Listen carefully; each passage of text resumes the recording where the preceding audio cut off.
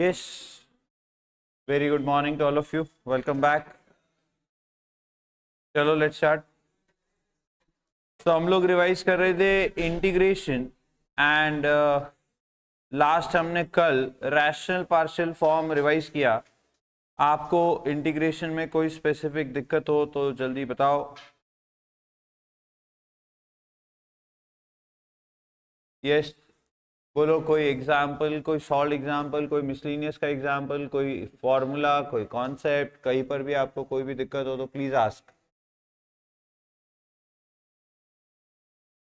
Yes, okay. So I think आपको कोई दिक्कत नहीं है. अब तो बताओ, इंटीग्रेशन के सारे फॉर्मूलाज अच्छे से याद हो गए? हाँ, फॉर्मूला जितने अच्छे से याद करोगे उतना आपके लिए एग्जाम्पल सॉल्व करने में आसानी होगी. Okay, so coming to definite integration. फटाफट बताओ, डेफिनाइट इंटीग्रेशन में हम लोगों ने क्या सीखा था? सर यहाँ पे हम इंटीग्रेशन ही यूज करते हैं, पूरा का पूरा वही कॉन्सेप्ट है, वही फॉर्मूलाज है, सब कुछ वही है. बस चेंज क्या हो गया बोलो? अब इंटीग्रेशन को हम डेफिनाइट करते हैं, यानी जो हमारा कांस्टेंट ऑफ इंटीग्रेशन था वो अब नहीं आएगा, यानी वो प्लस सी हम नहीं लिखते. तो बेसिकली यहाँ पर लिमिट्स भी हमें दे दी जाती है ए टू बी जब हम एक फंक्शन को इंटीग्रेट करते हैं. तो पहले करना ये है कि इसका इंटीग्रेशन पहले निकाल लेना है और फिर बाद में इसमें पहले अपर लिमिट और माइनस लोअर लिमिट, इस तरीके से आप इस इंटीग्रेशन को डेफिनाइट कर सकते हो, यानी इसकी वैल्यू डेफिनाइट कर सकते हो. करेक्ट है? हाँ. तो सर डेफिनाइट इंटीग्रेशन में ज़्यादा कुछ नहीं है, इंटीग्रेट होने के बाद आपको वो लिमिट्स उसमें पुट कर देनी है. तो मुझे नहीं लगता कि यहाँ पर कोई दिक्कत है. अगर आपको इंटीग्रेशन करने में कोई दिक्कत नहीं है तो पहले आपको इंटीग्रेशन बराबर से करते आना चाहिए.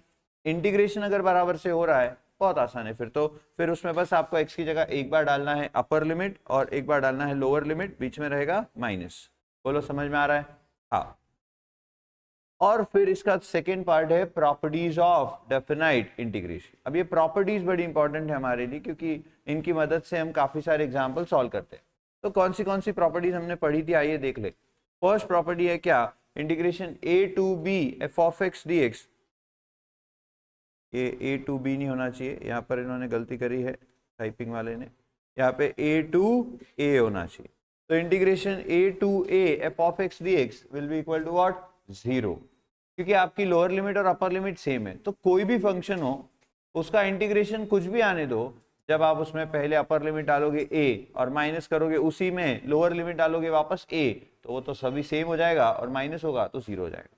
तो ये बात याद रखना है. सेकेंड प्रॉपर्टी है कि जब आप ये लिमिट्स को इंटरचेंज कर देते हो तो यहाँ लिमिट्स इंटरचेंज होनी चाहिए थी.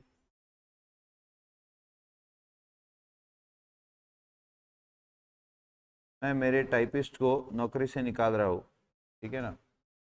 ये मैंने आपके पास, हाँ, आपके लिए वैकेंसी है अगर आप ज्वाइन करना चाहो, पर आप भी अगर ऐसे टाइपिस्ट हो तो आपको भी हम निकाल रहे हैं अभी से ही, ठीक है ना? आप डिस्क्वालीफाइड हो.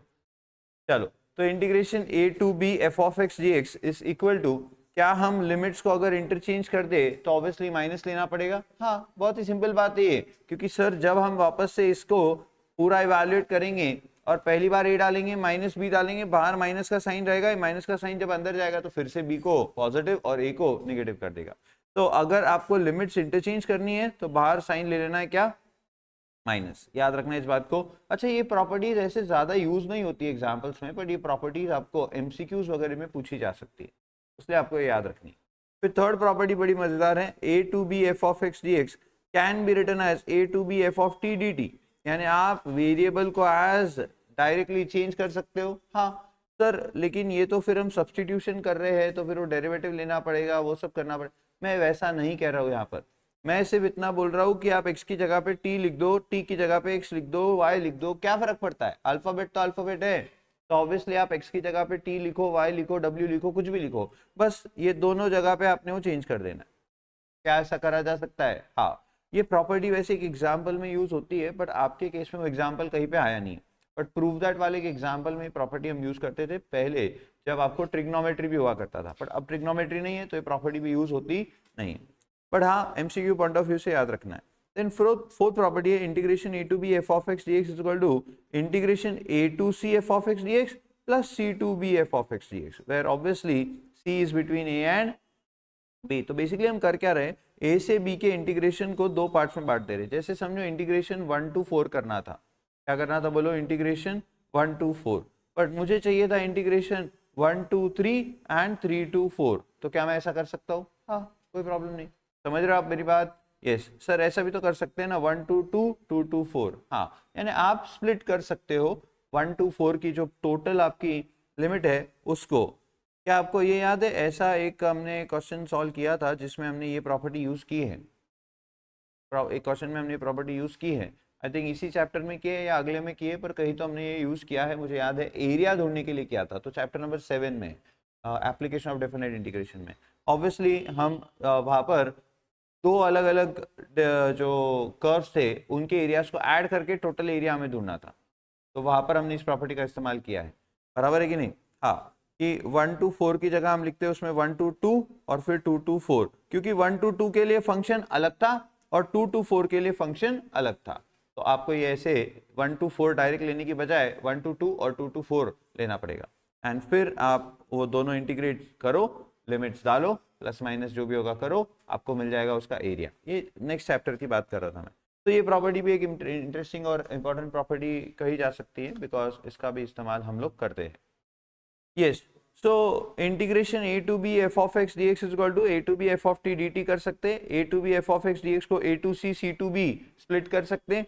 अब fifth property, integration a to b f of x dx can be written as integration a to b f of a plus b minus x। क्या बोले? a plus b minus x। Obviously आप x की जगह पे ये a plus b minus x लिख दो तो भी ये दोनों क्या रहेंगे? इक्वल रहेंगे। मतलब इंटीग्रेशन समझो 2 to 4 f of x dx दिया है, तो आप integration 2 to 4 f of 2 plus 4 minus x dx भी इसको लिख सकते हो। इसमें कोई फर्क नहीं पड़ेगा, जब आप इसकी लिमिट इवैल्यूएट करोगे या इसकी लिमिट इवैल्यूएट करोगे दोनों सेम आती है। हाँ, बट इस प्रॉपर्टी की मदद से हमारे बड़े बड़े प्रॉब्लम सॉल्व हो जाते हैं, क्योंकि कुछ प्रॉब्लम्स ऐसे इसमें आते हैं जो कि हम सिंपली इंटीग्रेट नहीं कर पा रहे थे, तो वहां हम जुगाड़ लगा देते हैं। याद आ रहा है आपको कुछ? हाँ, x की जगह पे a plus b minus x लिख देते हैं। a plus b minus x से होता ये है कि आपका जो न्यूमरेटर है वो दोनों जगह पे अलग अलग आता है और वही डिनोमिनेटर आपका रहता है। जैसे आप वो दोनों को ऐड करते हो तो आपका न्यूमरेटर एंड डिनोमिनेटर सेम होके 1 हो जाएगा। याद आ रही है ऐसी बात? हाँ, ठीक है। तो प्रॉपर्टी नंबर 5 बड़ी इंपॉर्टेंट है, क्योंकि ये हम एक्चुअली यूज करते हैं। तो क्या कर रहे हैं इसमें बताओ? सर x की जगह पे a plus b minus x, lower limit plus upper limit minus x. Then property number 6 भी अगेन इंपॉर्टेंट है, ये भी हम यूज करते हैं। इसमें बस लिमिट चेंज हो गई 0 to a f of x dx। तो ऑब्वियसली 0 to a, तो हम x की जगह पे क्या लिख देंगे?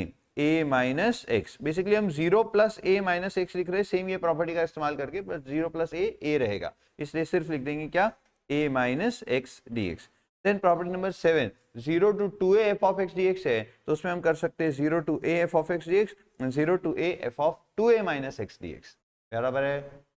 सर ये ऐसा स्प्लिट करेंगे मतलब इन दोनों का addition will turn out to this only, तो हम इसको ऐसे लिख सकते हैं। तो 0 to 2a अगर है तो 0 to a f of x and 0 to a f of 2a minus x। ये 2a minus x आपको याद रखना है, correct. And then comes property number 8। Again ये भी एक इंपॉर्टेंट प्रॉपर्टी हो जाएगी, बिकॉज इस पे भी सवाल बनते हैं, एमसीक्यू में भी बन सकते हैं और एक नॉर्मल क्वेश्चन भी बन सकता है।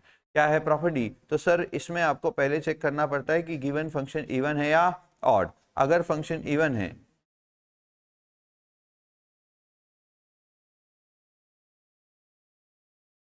तो यहाँ आपको चेक करना पड़ता है गिवन फंक्शन इवन है या ऑड। अगर गिवन फंक्शन इवन है कि f of minus x is equal to f of x, तो f of x is an even function. कैसे समझ में आएगा सर एक फंक्शन इवन है कि ऑड है? क्योंकि इवन है कि ऑड उस पर डिपेंड करता है कि उस फंक्शन का इंटीग्रेशन क्या आएगा। तो पहले हमें ये चेक करना पड़ेगा कि फंक्शन इवन है कि ऑड। इवन ऑड चेक करने के लिए क्या करेंगे? तो सर f of x में x की जगह माइनस एक्स डालेंगे, तो सिंप्लीफाई करेंगे। अगर वो फिर से f of x को इक्वल आ गया, यानी f of minus x f of x को इक्वल आ गया, तो फंक्शन डेफिनेटली इवन है, क्योंकि वहां पे जितनी भी x की पावर होगी ना सारी इवन होगी। तो वो x की जगह माइनस एक्स डालने के बावजूद भी वो पॉजिटिव x ही हो गए फिर से, तो फिर से वही f of x बन गया, इसलिए वो फंक्शन इवन फंक्शन। एग्जाम्पल देते हैं सर। हाँ, तो लो f of x is equal to x square plus x raise to 4 ऐसा लिख दिया मैंने, या एक्स स्क्वायर प्लस 5 ऐसा लिख दिया। तो बताओ f of माइनस एक्स क्या होगा? Minus x bracket square plus 5, x की जगह क्या डाल दिया बोलो, माइनस एक्स का स्क्वायर क्या होगा, एक्स स्क्वायर प्लस 5, ये कुछ और नहीं क्या है, एफ ऑफ एक्स है। तो बताओ क्या f of minus x F of x को इक्वल आ रहा है, हाँ, तो इसका मतलब ये फंक्शन इवन फंक्शन, बात समझ में आ रही है, यस। तो इवन फंक्शन रहा तो क्या, और अगर इवन नहीं तो फिर ऑड रहेगा, तो ऑड फंक्शन यानी कैसा रहेगा, तो वो देखो ऐसा रहेगा। अब इसको आप सॉल्व करोगे तो ऑब्वियसली आपको ऑड फंक्शन मिल जाएगा, ठीक है ना। ये 5x होगा इधर, क्योंकि x रेस टू 0 नहीं चलेगा, वो इवन हो जाएगा, तो 5x। अब ये फंक्शन चेक करते हैं इवन है कि ऑड, तो minus x cube plus 5 into minus x. तो ये बताओ minus x cube and minus 5x, दोनों में से माइनस की साइन कॉमन, अंदर बचेगा एक्स क्यूब प्लस 5x, और ये एक्स क्यूब प्लस 5x कुछ और नहीं क्या है, एफ ऑफ एक्स है। तो क्या f of minus x minus f of x आ गया, हाँ, इसका मतलब ये एक ऑड फंक्शन है, बराबर है कि नहीं, हाँ। तो ऑड फंक्शन है, तो ऑड फंक्शन के केस में क्या होगा ये भी देखना है, बट इवन है कि ऑड ये आपको याद रहेगा। ये कैसे देख रहे हैं, ये समझ में आ गया, हाँ सर। तो अब बताओ जब फंक्शन ऑड रहेगा तो obviously integration minus a to a f of x d x directly क्या हो जाएगा, zero. Integration minus a to a f of x d x directly क्या हो जाएगा, जीरो। बट अगर फंक्शन इवन है तो integration minus a to a f of x d x क्या हो जाएगा, twice integration zero to a, limit change हो गई, माइनस ए टू ए की जगह जीरो टू ए, बट उसका ट्वाइस, तो zero to a f of x d x, ये आपकी लिमिट्स हो जाएगी। और फिर जीरो टू ए में कहीं ना कहीं आप ये वाली प्रॉपर्टी यूज कर सकते हो, बराबर है, अगर जरूरत वहां पे पड़ रही है और वहां पर वैसा क्वेश्चन है तो। बाकी डायरेक्ट इंटीग्रेट हो रहा है तो सीधा इंटीग्रेट करो, बात खत्म करो, समझ में आ रहा, हाँ। तो integration minus a to a f of x d x is equal to twice integration zero to f of x d x whenever f of x is an even function and it is equal to 0 whenever f of x is an odd function। बोलो समझ में आ रहा है, पक्का, चल सकते हैं आगे। ये हुई आपकी सारी प्रॉपर्टीज, प्रॉपर्टी नंबर 5, 6 एंड 8, ये आपने स्पेशली याद रखना है, इस पे क्वेश्चन आने के चांसेस ज़्यादा रहेंगे, 1 2 3 4 एंड 7। ये प्रॉपर्टीज आपको एमसीक्यूज या फिर कोई छोटे मोटे क्वेश्चन में पूछने के लिए ये यूज़ कर सकते हैं। बाकी ज़्यादातर प्रॉपर्टी 5, 6 और 8 से क्वेश्चन आता है, ठीक है, ज़्यादातर, क्योंकि आप एक्सरसाइज भी देखोगे, मिसलिनियस भी देखोगे, सॉल्व एग्जाम्पल भी देखोगे, तो उसमें आपको 5, 6 एंड 8 से रिलेटेड क्वेश्चन दिखेंगे। अब ये 5 और 6 वाली प्रॉपर्टी कौन सी होती है सर, ये मतलब एग्जाम्पल्स कौन से होते हैं इसके, तो आपको याद हो जाना चाहिए, जिसमें हम वो आई मानेंगे पहले उसको, जो भी दिया हुआ क्वेश्चन है इंटीग्रेशन, वैसे तो जो भी क्वेश्चन होता है इंटीग्रेशन सॉल्व करने से पहले उसको पहले आई लिख देना है, हमेशा हम वही करते थे, करेक्ट। तो sir I is equal to वो आपका इंटीग्रेशन आ जाएगा, करेक्ट है, और फिर आप उस इंटीग्रेशन को जो न्यूमरेटर है और जो डिनोमिनेटर है उसमें x की जगह पे, उस फंक्शन में x की जगह पे आप a plus b minus x या फिर a minus x, depending on zero to a limit दिया है कि a टू b लिमिट दिया है, तो a टू b दिया है तो प्रॉपर्टी 5, जीरो टू a दिया है तो प्रॉपर्टी 6 यूज करोगे, एंड x की जगह a plus b minus x या a माइनस एक्स पुट करोगे। जैसे आप ये करोगे आप पाओगे कि हमारा जो न्यूमरेटर पहले था और अब जो न्यूमरेटर है उन दोनों अगर हम इंटीग्रेशंस को ऐड करें तो जो डिनोमिनेटर है वही बन जाएगा एग्जैक्टली, और डिनोमिनेटर दोनों में सेम दिखेगा आपको। तो आप जैसे ही आए, ये आए पहले जो ढूंढा था और ये आए जो अभी आपने बनाया है यूजिंग प्रॉपर्टी, इन दोनों को जब आप ऐड करोगे न्यूमरेटर न्यूमरेटर ऐड हो जाएंगे, डिनोमिनेटर क्योंकि सेम है, एंड ऑब्वियसली आपका जो वो कैंसिल होके 1 बचेगा सिर्फ, और उधर आई प्लस आई 2i होगा, वो 2i ज्यादा इंपॉर्टेंट है क्योंकि वो 2 फिर वहां से यहाँ आएगा, और फिर आपका यहाँ पे 1 का इंटीग्रेशन x की जगह लिमिट्स डालोगे, माइनस करोगे, उसको 2 से डिवाइड कर दोगे, बात खत्म, समझा, ऐसे आपका इसका आंसर आएगा। तो ये भी एमसीक्यू में पूछे जाने का पूरा पूरा चांस है, क्योंकि फास्ट आता है इसका आंसर और एमसीक्यू में इजीली आप कर सकते हो। वो अपॉन 2 भूल जाएंगे बच्चे ज़्यादातर, तो प्लीज़ आप वो मत भूलना, ठीक है ना। सर इसका शॉर्टकट भी तो बताया है आपको, क्या करना है, तो सिर्फ अपर limit minus lower limit divide by 2, final answer यही होता है हमेशा। प्रॉपर्टी 5 या 6 जब भी यूज हो रहा है तो अपर limit minus lower limit divide by 2, ये आपका आंसर रहेगा। याद आ रहा है क्या सर, अपर लिमिट माइनस लोअर लिमिट और 2 दो इधर से इधर आता है, 2i का 2 जो आता है, तो आपको मिल जाएगा क्या सर, डायरेक्ट फाइनल आंसर मिलेगा, दैट्स इट। ये हो गया आपका डेफिनाइट इंटीग्रेशन। इसमें कोई एग्जाम्पल में कहीं पे दिक्कत हो तो जरा पूछो।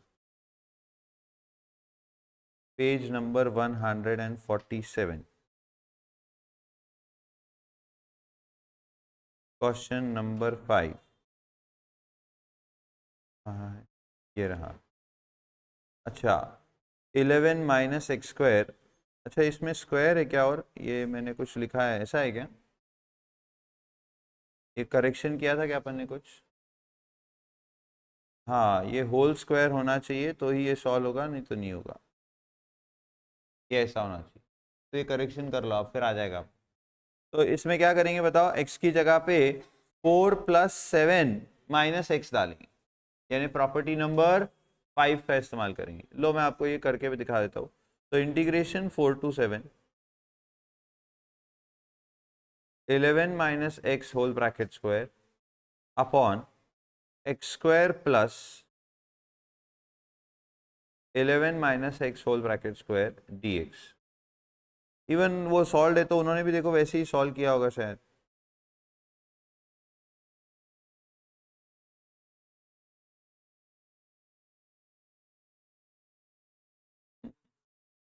उन्होंने तो डायरेक्ट लिख दिया है, तो गलत है, डेफिनेटली गलत है। ठीक है, ये ऐसे सॉल्व होगा। लो मैं आपको ये करके भी दिखा दे रहा। तो ये क्वेश्चन है हमारा।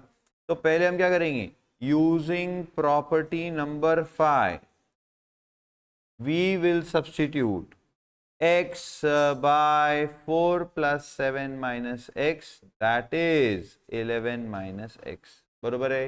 हाँ। तो x को अब 11 - x से आप क्या कर दोगे, सब्स्टिट्यूट कर दोगे। करेक्ट है? तो इंटीग्रेशन 4 to 7 11 माइनस, बोलो इस x की जगह क्या आ जाएगा, 11 - x, ये होल ब्रैकेट स्क्वायर। क्योंकि अगर ये स्क्वायर यहाँ रहा तो इसका स्क्वायर करना पड़ेगा, जो कि कोई सेंस ही नहीं बनाएगा, पूरा क्वेश्चन ही डिस्टर्ब हो जाएगा। तो ये पहले आई मानना था, और अब ये आई हम चेंज कर रहे हैं यूजिंग प्रॉपर्टी 5। पर चेंज कर रहे हैं मतलब सिर्फ दिखने में चेंज हो रहा है, वो इक्वल है उसको, समझ रहे हो ना? यानी मैं आई में प्रॉपर्टी 5 यूज कर रहा हूँ तो कुछ नया कर दे रहा हूँ क्या? नहीं, बस मैं 5 को 2+3 लिख दे रहा हूँ, ऐसा कर रहे हैं कुछ। तो इधर बताओ 11 - x whole bracket square, and ये 11 - x whole bracket square dx। Great. तो बताओ ये 4 to 7, ये ब्रैकेट खुलेगा, 11 - 11 प्लस x, ये कैंसिल होगा, प्लस माइनस बचेगा क्या नीचे, यहाँ रहेगा 11 - x ब्रैकेट स्क्वायर, प्लस यहाँ पर भी सेम क्या बचेगा, x स्क्वायर। तो ये हमारा 2 हो गया, और ये हो गया 1। क्या करेंगे, 1 और 2 को ऐड, तो ऐड 1 and 2। तो बताओ लेफ्ट साइड में i प्लस आई तो क्या हो जाएगा, 2i। वो सबसे इंपॉर्टेंट बात कि i प्लस आई कितना होगा, 2i होगा, बराबर है? हाँ। एंड राइट हैंड साइड में बताओ क्या होगा, सर दिस इंटीग्रेशन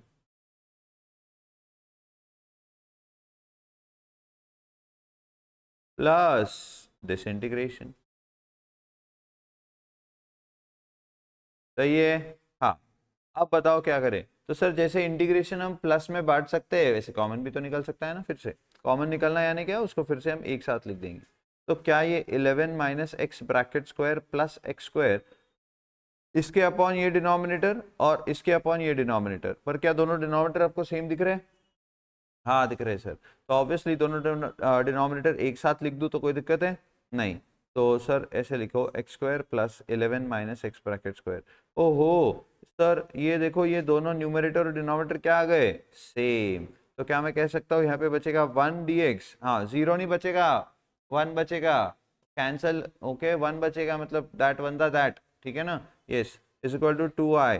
तो बताओ 1 की जगह पे इंटीग्रेशन करेंगे x के रिस्पेक्ट में तो क्या आएगा, x, और फिर x की जगह पहले क्या डालोगे, 7, फिर क्या डालोगे, 4, और वो 2 उधर से इधर, तो आपका आंसर क्या आएगा, 3/2।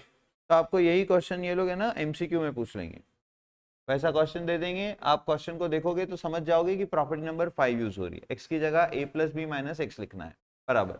और जैसे ही आप ये समझ जाओगे तो सॉल्व मत करते बैठो फालतू, जैसे आप क्या करो, सिर्फ 7 - 4 3/2, ये आपका फाइनल आंसर, सीधा MCQ आंसर टिक करो, 3/2, आगे बढ़ जाओ। समझा? पक्का? अच्छी से सबको? चलो आगे फिर देखो। हाँ यस। तो बताओ फिर, ये हुआ आपका क्वेश्चन नंबर क्या था, 5। और कोई डाउट है?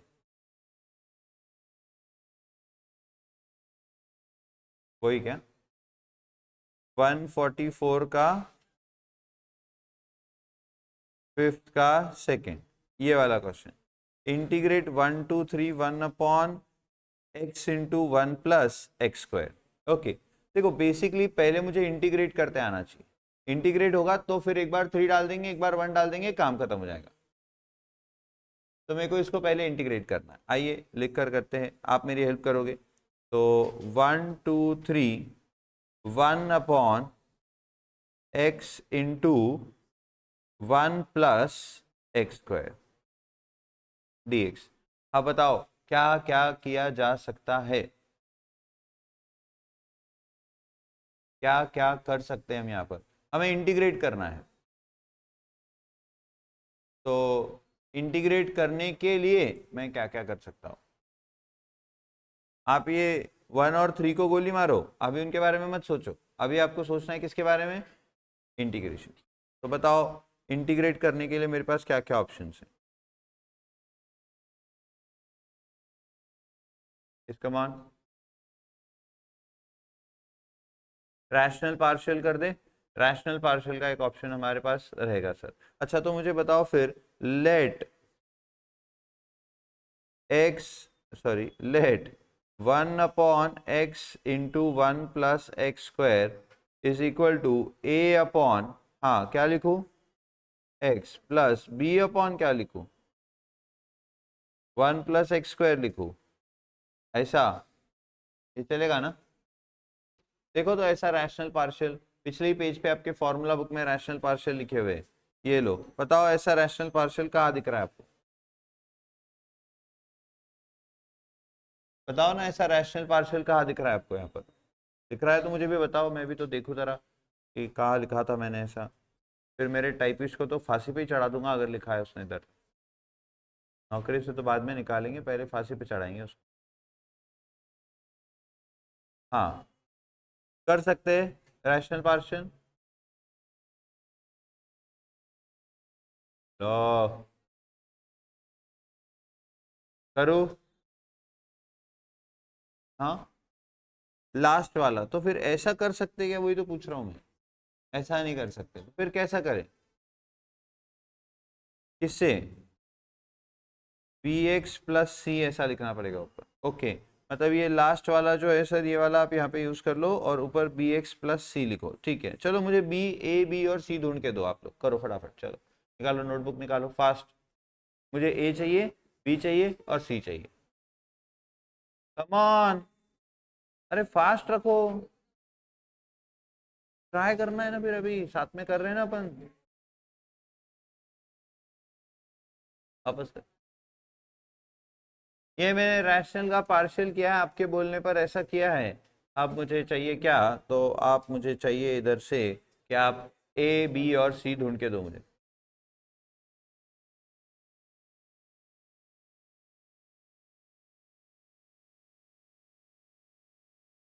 ए बी और सी ढूंढ के चाहिए मुझे जल्दी।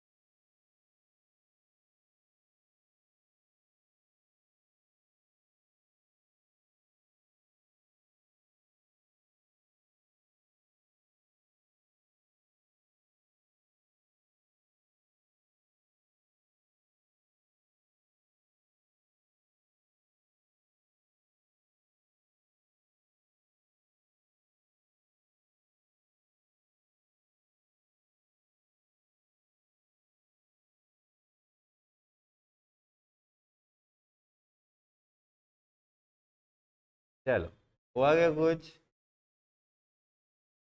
मिला क्या, ए बी और सी मिल गए ना तीनों।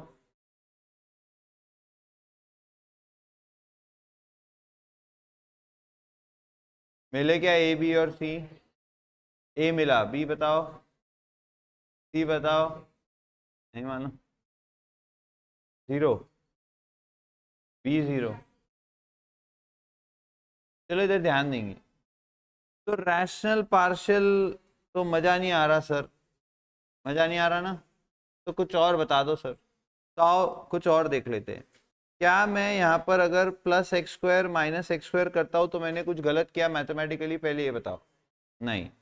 अभी ध्यान से देखना, 1 2 3 1 plus x square upon x into 1 plus x square minus x square upon x into 1 plus x square. मैंने क्या किया बताओ जरा। सर आपने ये डिनोमिनेटर इसको और इसको दोनों को अलग अलग बांट दिया।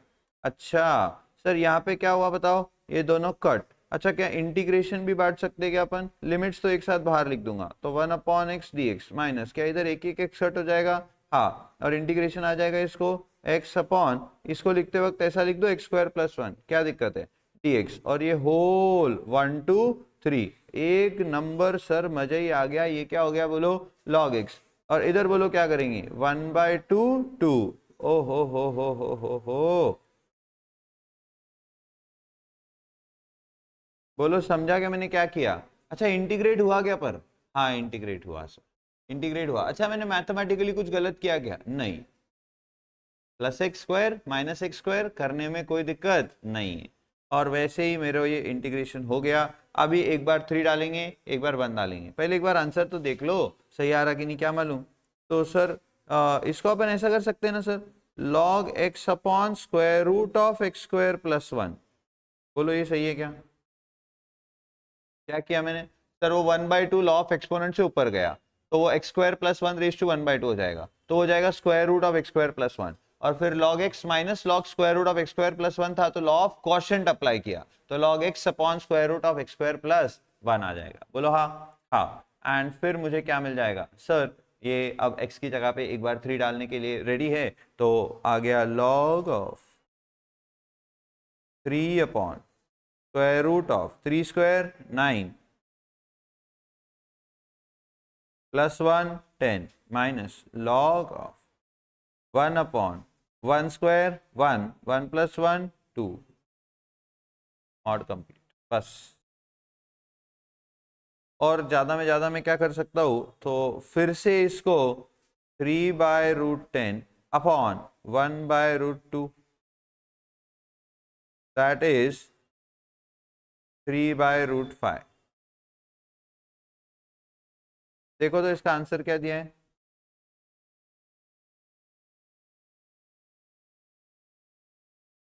यही है ना क्वेश्चन, सेकेंड वाला है सॉरी, इधर है log 3/√5, log 3 एब्सोल्युटली करेक्ट। अच्छा इन्होंने कैसे सॉल्व किया? इन्होंने रैशनल पार्शियल किए हैं, तो आराम से फिर यहाँ पे ए बी और सी भी ढूंढ सकते थे हम, आपने क्यों नहीं ढूंढा फिर? बताओ करके वो भी। अरे यार मैंने एक किया, भी एक आप करके दिखाओ ना। मेरे को इसका रैशनल पार्शियल इतना अच्छा नहीं लग रहा है, देखकर ही मेरे को अच्छा नहीं लग रहा है वो। ठीक है यहीं पे देख लेते क्या है ये, पहले करके दिखाओ क्या? जान दो, बच्चे बोलेंगे सर को ही नहीं आता। देखो सर भगवान नहीं होते, आप ये बात याद रखो। हाँ, हम भी इंसान ही हैं, कोशिश करते हैं बस, ठीक है ना। तो आप ऐसा मत सोचा करो कि हमको हर चीज़ आनी ही चाहिए, कभी कभी हमें भी कुछ चीज़ें नहीं आती है। We are also human beings, बराबर है। यस। तो इंटीग्रेशन कहाँ से क्या था वो बताओ फिर से, क्वेश्चन बताओ फिर से। 1 2 3 1 upon x into 1 plus x square d x. पर बताओ सच्ची रैशनल पार्शियल अच्छा कि मैंने जो किया वो अच्छा? जो मैंने किया वो अच्छा, आंसर सेम आया है। अब ये एक काम करते हैं, पहले करके दिखाते हैं ये रैशनल पार्शियल, फिर आगे की बात करेंगे। अगर ये भी आसान निकला ना तो फिर तो तुम्हारी खैर नहीं। A upon x plus b x plus c upon x square plus 1, इसको बस एक्स स्क्वायर प्लस 1 लिखता हूँ, दिखने में भी अच्छा लिखता है, थोड़ा सा मेरा माइंड शांत हो जाता है। वो 1 प्लस एक्स स्क्वायर थोड़ा इरिटेट करता है, ठीक है। तो 1 is equal to a into x square plus 1 plus b x plus c into x, denominator same हो गया, कैंसिल भी हो गया, मैंने वो लिखा भी नहीं है, चलेगा। हाँ, अभी मेरे को ढूंढने का क्या, ए बी और सी, ए बी एंड सी ढूंढना है। ऐसे ही ढूंढ सकता हूँ मैं और अगर मैं ये x अंदर मल्टीप्लाई कर दूँ तो भी चलेगा, तो बी एक्स स्क्वायर और सी एक्स ही हो जाएगा, ठीक है ना। और उससे फिर मुझे ए बी और सी ढूंढना पड़ेगा। Okay, will try our best. यहाँ पे 1 है तो पहले काम करते ऐसे में ही चलने जाते, put x is equal to क्या कर देंगे 0, तो ऑब्वियसली मुझे कौन मिल जाएगा,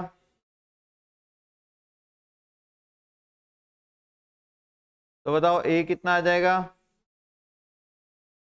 0 square is 0, 0 plus 1 is 1, a into 1 is a is equal to 1, a मिल गया 1। अभी x की जगह क्या ऐसा डाले कि जिससे हमारा काम b और c मिलने का हो जाएगा, तो ऑब्वियसली मुझे अब क्या करना पड़ेगा सर, x की जगह दो वैल्यूज डालकर b और c के दो इक्वेशन बनाने पड़ेंगे और फिर उन्हें साइमल्टेनियसली सॉल्व करना पड़ेगा। That only one way remains. आप समझ रहे हो मैं क्या बोल रहा हूँ, क्योंकि वी डोंट हैव ना। अभी देखो इसको, अगर मैं इसको 1 is equal to a into x square plus 1 plus b x square plus c x ऐसा करूँ, तो जब भी मैं x की जगह पे कुछ डालूंगा c को 0 करने के लिए, तो b भी साथ में 0 होगा ही। मुझे अगर c और b को दोनों को ढूंढना है तो मैं एक को हटाकर दूसरा ढूंढ नहीं पाऊंगा, वो दोनों एक ही है, वो दोनों सेम चलेंगे हमेशा, मेरे पास अब चॉइस नहीं है। तो मेरे को क्या करना है, x की दो वैल्यूज लेनी, a की वैल्यू तो मालूम है, अब वो a की वैल्यू भी डालनी, x की दो वैल्यूज लेनी जिससे b और c 0 ना हो, दो इक्वेशन बनेंगे b और c के, फिर उनको साइमल्टेनियसली कॉल करके बी और सी ढूंढना। समझ में आ रहा है मैं क्या बोल रहा हूँ, ये देखो, तो put x is equal to 1, मैं इसमें ही कर दे रहा हूँ, आप चाहो तो ऐसा लिख के भी कर सकते हो, ठीक है ना। तो put x is equal to 1, तो 1 is equal to 1 into 1 plus b plus c into 1। बताओ 1 प्लस 1 2, 2 वन दा 2, 2 उधर जाके माइनस, तो 1 minus 2 minus 1 is equal to b plus c, ये एक इक्वेशन बन गया। फिर put x is equal to -1 डाल दें, हाँ एक -1 कर लेते हैं, तो 1 इज इक्वल टू ए 1 है, इधर -1 square 1 plus minus b plus c into -1, बोलो 1 प्लस 1 2, 2 उधर जाके -1 वो इधर से इधर आके +1 and minus b plus c is equal to 1, बोलो ये सेकेंड इक्वेशन। हाँ, एडिंग 1 एंड 2, तो क्या बच्चों b भी कैंसिल हो जाएगा, हाँ डायरेक्ट लिख दूँ c इज इक्वल टू 0 मिलेगा, क्योंकि ये 1 माइनस 1 क्या होगा 0, समझे ना। तो c 0 मिला, तो अब किसी भी इक्वेशन में c 0 डालो तो b कितना आ जाएगा -1, तो a b और c मुझे तीनों मिल गए। तो therefore 1 upon x into x square plus 1 को हम लिख सकते हैं a upon x plus b -1 b x plus c है ना, तो -1x plus 0 upon x square plus 1, समझे कि नहीं समझे। तो ऑब्वियसली इसको मैं -x लिख दूंगा, this is 1 upon x minus x upon x square plus 1। तो इसको सॉल्व करके देखो यही आता है क्या, तो सर एक्स स्क्वायर प्लस 1 इधर, x इधर, तो x square minus x square -1, obviously ये sorry x square minus x square and वो कैंसिल होगा और 1 बचेगा सिर्फ, तो बराबर न्यूमरेटर में 1 बचेगा और नीचे x into x square plus 1 आएगा, यानी ये बराबर इसका पार्शियल फॉर्म है। समझे कि नहीं समझे यार, अरे एक्सप्रेशन इतने इरिटेटिंग होते हैं ना कभी कभी। तो ये 1 upon x into x square plus 1 ही आ रहा है, हाँ यानी बराबर हुआ पार्शियल, यस। अब सर इसको क्या ले लेंगे इंटीग्रेशन, ये इंटीग्रेट करना था तो ये होगा, तो 1 2 3 1 2 3, तो ये तो आ गया log of mod of x, और इधर वापस से वही हो गया जो मैंने किया था। तो लगभग सॉल्व जो मैंने किया वैसे ही हुआ, बस यहाँ रैशनल पार्शियल करके किया और मैंने दिमाग लगा के कर दिया, ठीक है। चलो बस, अरे नालायक को, ये तो इजी था। आपको क्या नहीं आ रहा था इसमें, ये बताओ तो मुझे, इन्होंने क्या किया दे, अच्छा इन्होंने b की वैल्यू सीधा -1 और c की वैल्यू 0 सीधा लिख दी है, तो वो आपको दिक्कत हो रही थी कि कहाँ से आई है, बराबर है ना, ये दिक्कत हो रही थी ना।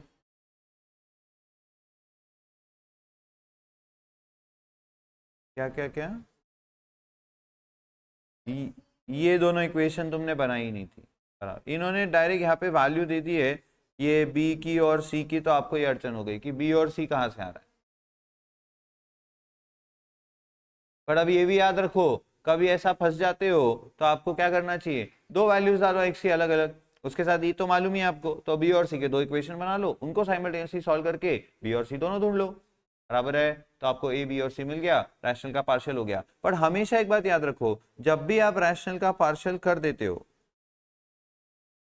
तो है ना, फिर से चेक करो कि क्या वो सही हुआ है या नहीं। मतलब क्या, कैसे चेक करना है, क्रॉस मल्टीप्लीकेशन करके देखो बराबर वापस से वही आता है कि नहीं आता है।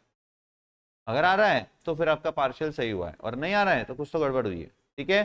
तो ए बी और सी की वैल्यू ढूंढने के बाद ये चेक जरूर कर लेना चाहिए, वैसे हम लिखते ही है therefore this will be equal to this, and फिर इंटीग्रेशन, तो इसका इंटीग्रेशन और इसका इंटीग्रेशन, तो इंटीग्रेशन बांटेंगे और फिर आपको आगे का आना चाहिए, वो नहीं आता है तो चुल्लू भर पानी में डूब मरो। चलो आगे, और कोई सवाल? चलो, पर ये क्वेश्चन आपने पूछ लिया, अच्छा हुआ, क्योंकि उसमें फिर आपको मैंने समझा दिया कि बी और सी आप कैसे और ढूंढ सकते हो, और वही क्वेश्चन हमने और एक तरीके से सॉल्व भी कर दिया। पर ये किसी के दिमाग में नहीं आया था क्या?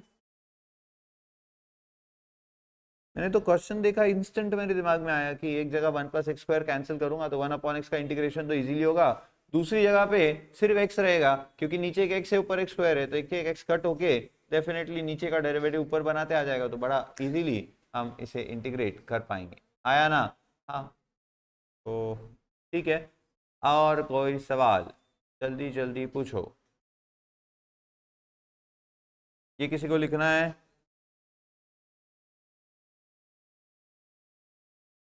हो गया? ये किसी को लिखना है तो लिख लो, लिख लिया होगा, अच्छी बात। फोटो निकालना, फोटो निकाल लो। लो, इसका फोटो चाहिए क्या? नहीं, गुड। इसका चाहिए क्या? सर एक बार हम देख लेते हैं ना, आपकी हैंडराइटिंग में तो दिमाग में छप जाता है, वाह, ग्रेट। तो क्या मैं अगले चैप्टर पे जा सकता हूँ फिर? आपको डेफिनेट इंटीग्रेशन में और कुछ पूछने की इच्छा हो तो पूछ लो।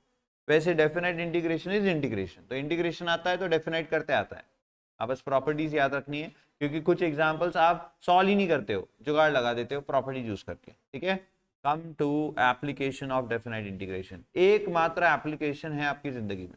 पहले दो हुआ करते थे, पहले हम वॉल्यूम भी ढूंढा करते थे, अब सिर्फ एरिया ढूंढना है आपको। Area under the curve bounded by the curve x axis, x is equal to one line and x is equal to other line. तो इनसे बाउंड हुए कर्व का एरिया, इनसे बाउंड हुए रीजन का एरिया आपको अगर ढूंढना है तो वो आप कैसे ढूंढ सकते हो? सर इंटीग्रेट करेंगे फ्रॉम a, यानी ये लिमिट से ये limit, to the equation of the curve. तो कर्व के इक्वेशन को आप इंटीग्रेट करोगे from this x to this x, आपको मिल जाएगा क्या? हेलो, क्या मिल जाएगा? Area of the region. तो देखो, the area under the curve bounded by the curve itself y is equal to f of x, the x axis, यानी क्या एक बाउंड्री x एक्सिस होना जरूरी है? एक boundary x is equal to a, एक boundary x is equal to b, और एक बाउंड्री आपकी कर्व का। अब ये चारों से बाउंड होने वाले एरिया को ढूंढना है तो क्या करेंगे? तो integration a to b y dx। Sir अगर यही हमारी एक बाउंड्री एक्स एक्सिस की जगह वाई एक्सिस हो जाती है, बोलो क्या? एक्स एक्सिस की जगह वाई एक्सिस हो जाती है, फिर क्या करें? तो सिर्फ ये वाला रीजन अब ढूंढना है, ये वाला रीजन ढूंढने के लिए क्या करेंगे? तो integration a to b x d y, क्योंकि अब आपकी बाउंड्री, अगर आपकी एक बाउंड्री अगर वाई एक्सिस है तो कर्व आपकी वाई एक्सिस के अलॉन्ग है, वाई एक्सिस के अलॉन्ग कर्व है, तो x is equal to f of y के फॉर्म में उसका, उस कर्व का जो आपका फंक्शन है वो रहेगा। बात समझे? हाँ, तो integrate a to b x d y होगा, वो भी लिख के दिया है मैंने शायद आपको। तो एक्स यानी g of y d y. तो the area a bounded by the curve x is equal to g y, तो x is equal to g y वाला कर्व है ना, ऐसा रहेगा, ठीक है। हाँ, y axis and bounded between the lines y is equal to a and y is equal to b, this is y is equal to a and this is y is equal to b। तो बस integrate, तो फिर से क्या यहाँ पे हमें integration ही चाहिए। हाँ, बताओ, ये समझा पहले तो? अभी इसमें काफी सारी बातें होती है। क्या? सर एरिया तो पहली बात हमेशा पॉजिटिव होना, तो अगर आपके एक्स एक्सिस के नीचे अगर आपकी कर्व है तो उसको सॉल्व जब करोगे ना तो वो निगेटिव आ जाता है, तो आपको क्या करना है? उसको मॉड लगा के करना है, मतलब वो निगेटिव भी आया तो भी पॉजिटिव। दूसरा, एरिया ऑफ पैराबोला अगर आपको ढूंढना है। अब पैराबोला कैसा होता है? तो मेरे जैसा होता है, मैं कैसे पैरा पैरा बोलते रहता हूँ ना आपसे, है ना? पैराबोला, तो बताओ पैराबोला ऐसा होता है, सर ऐसा भी तो हो सकता है, तो मैंने कब नहीं कहा, सर ऐसा भी तो हो सकता है, तो मैंने कब नहीं कहा, सर ऐसा भी तो हो सकता है, मैंने कब नहीं कहा, ये तो रंगोली बन गई। अब बताओ पैराबोला और लाइन, इनसे बाउंड होने वाला रीजन ढूंढने बोले, तो ये रीजन बोला है, इसमें एक्स एक्सिस बाउंड्री दी है क्या, नहीं सर, पर हमारा जो फॉर्मूला है ना उसमें एक बाउंड्री एक्स एक्सिस होना कंपलसरी है।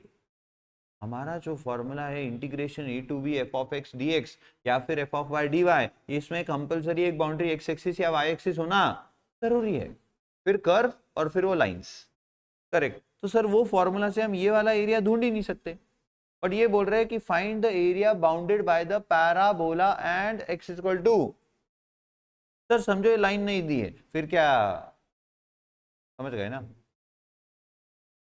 खाने का काम है क्या, ये एरिया नेवर एंडिंग हो जाएगा, तो आप बोलोगे इनफाइनाइट एरिया, ठीक है ना, क्योंकि पैराबोला चलती जाएगा चलती जाएगा चलती जाएगा चलती जाएगा, ऐसे चलती जाएगा, ठीक है ना, यस। बट इसको जैसे ही एक्स इज इक्वल टू ए का बाउंड्री दे देंगे, तो अब हम ये रीजन को बाउंड कर चुके हैं, अब इसका एरिया ढूंढा जा सकता है।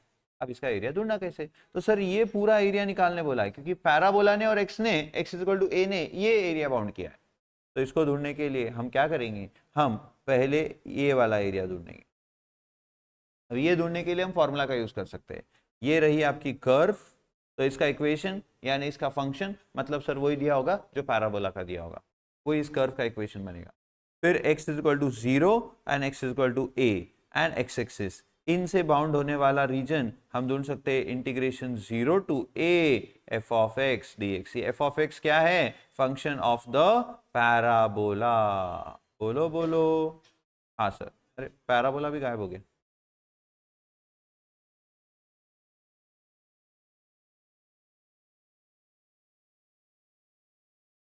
समझा ना रे बच्चों, यस।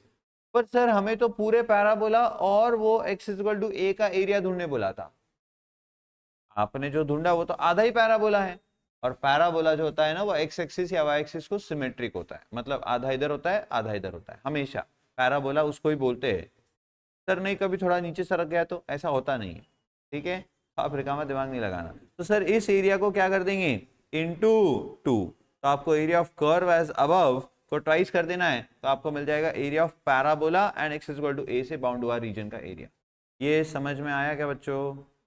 अब ये पैराबोला किधर भी नाचे, ऐसा जाए ऐसा जाए ऐसा जाए ऐसा जाए, आपको उसके हिसाब से वो इक्वेशन देंगे क्वेश्चन में।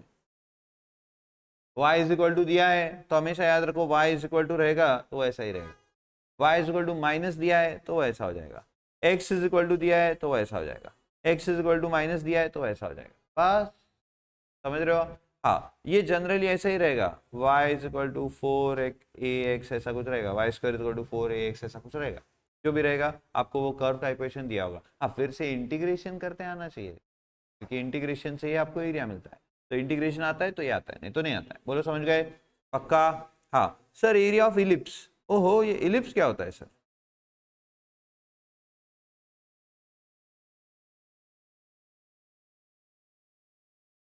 ये ऐसा कुछ आपका इलिप्स होता है सर, थोड़ी गड़बड़ है हाँ मालूम है,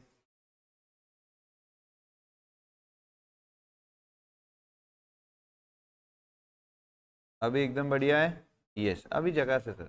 तो एरिया ऑफ इलिप्स यानी क्या, इलिप्स यानी क्या, पहले तो ये शेप होता है इलिप्स का, अब इसका एरिया ढूंढना है, तो इसका एरिया ढूंढना है मतलब आपको ये वाला पूरा एरिया ढूंढना है, बट ये वाला एरिया हमको इंटीग्रेशन के फॉर्मूला से मिल नहीं सकता, तो सर फिर कौन सा एरिया मिल सकता है, हम सिर्फ ये वाला एरिया ढूंढ सकते हैं, या उधर वाला भी ढूंढ सकते हैं, नीचे वाला भी ढूंढ सकते हैं, इधर वाला भी ढूंढ सकते हैं, कोई भी एक एरिया हम ढूंढ सकते हैं, तो हम ये वाला एरिया ढूंढेंगे पहले। तो इसके लिए क्या लगेगा, तो ये जो लाइन है x is equal to something something, तो मैं ए बोल देता हूँ, वो लगेगी x इज इक्वल टू 0, फिर ये कर्व यानी इलिप्स का जो आपको इक्वेशन दिया होगा, तो सर अगर इलिप्स का इक्वेशन ऐसा रहता है लगभग x square upon 4 plus y square upon 25 is equal to 1, ऐसा कुछ आपको इलिप्स का इक्वेशन देते, इलिप्स का इक्वेशन ऐसा ही होता है। तो ऐसा अगर इलिप्स का इक्वेशन दिया है ना सर, तो पहले मुझे इस इक्वेशन को क्या करना पड़ेगा, y इज इक्वल टू के फॉर्म में लाना है, क्योंकि मैंने x एक्सिस की बाउंड्री लेके एरिया निकालना है। अगर आप y एक्सिस की बाउंड्री लेके एरिया निकालना चाहते हो तो फिर आपने इसको x इज इक्वल टू के फॉर्म में करना है, तो वो स्क्वायर रूट वगैरह में आएगा, क्योंकि इधर वाई स्क्वायर सब माल मसाला उधर भेजोगे ना आप, x square upon 4 plus y square upon 25 is equal to 1 है, तो पहले y square upon 25 is equal to 1 minus x square upon 4, फिर ये 4 माइनस एक्स स्क्वायर अपॉन 4, फिर ये 25 उधर जाके मल्टीप्लाई हो जाएगा 25/4 एंड फिर हम लेंगे इसका स्क्वायर रूट, तो ये हो जाएगा 5/2 और square root of 4 minus x square. बस इसीलिए तो आपको a square minus x square का फॉर्मूला सिखाया था बच्चों, square root of a square minus x square, जिसमें साइन इनवर्स आता है क्योंकि वो यहाँ लगता है। कुछ याद आ रहा है क्या आपको? आधा इधर आधा उधर, एक्स इधर ए स्क्वायर उधर, ए स्क्वायर की साइन बीच में, क्वेश्चन इधर, उसका 1 अपॉन का फॉर्मूला है sine inverse of x upon a. ऐसे आपका इसका पूरा एक्सपांशन होगा, करेक्ट। और फिर आपको ये y इज इक्वल टू मिला, तो अब आप क्या करोगे, integration y from 0 to a, ये a है, ये लाइन आपकी a है, तो 0 टू a यानी आप ये वाला एरिया ढूंढ रहे हो with x axis boundary. But ये तो मुझे सिर्फ ये एरिया मिला, मुझे तो पूरे इलिप्स का एरिया ढूंढने बोला था। तो क्या करेंगे, इसको 4 से मल्टीप्लाई कर देंगे तो आपको पूरा एरिया मिल जाएगा। कैसा लगा? बट सर एक दिक्कत है, ये x इज इक्वल टू ए, तो a की वैल्यू भी तो चाहिए ना। हाँ, तो वो कितनी रहेगी, वो कैसे ढूंढे? तो वो ढूंढने के लिए आपको मैंने सब लिखवा के दिया है बराबर से, फिर भी बता दे रहा हूँ, फिर से ध्यान से सुनना। सर ऑब्वियसली बताओ, क्या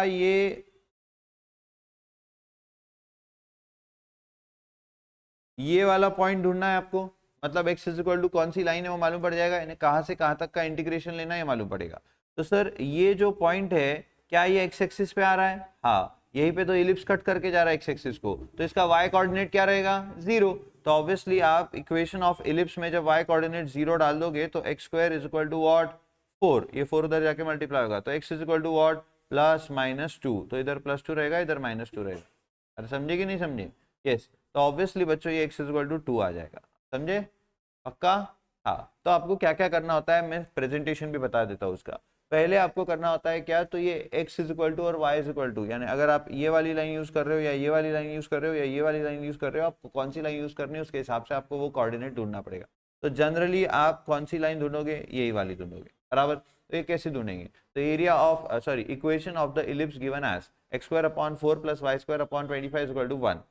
now at x intercept of the ellipse, the y coordinate will be 0. Therefore x square upon 4 plus 0 square upon 25 is equal to 1, that is x square upon 4 is equal to 1, that is x square is equal to 4, that is x is equal to plus minus 2, बराबर है?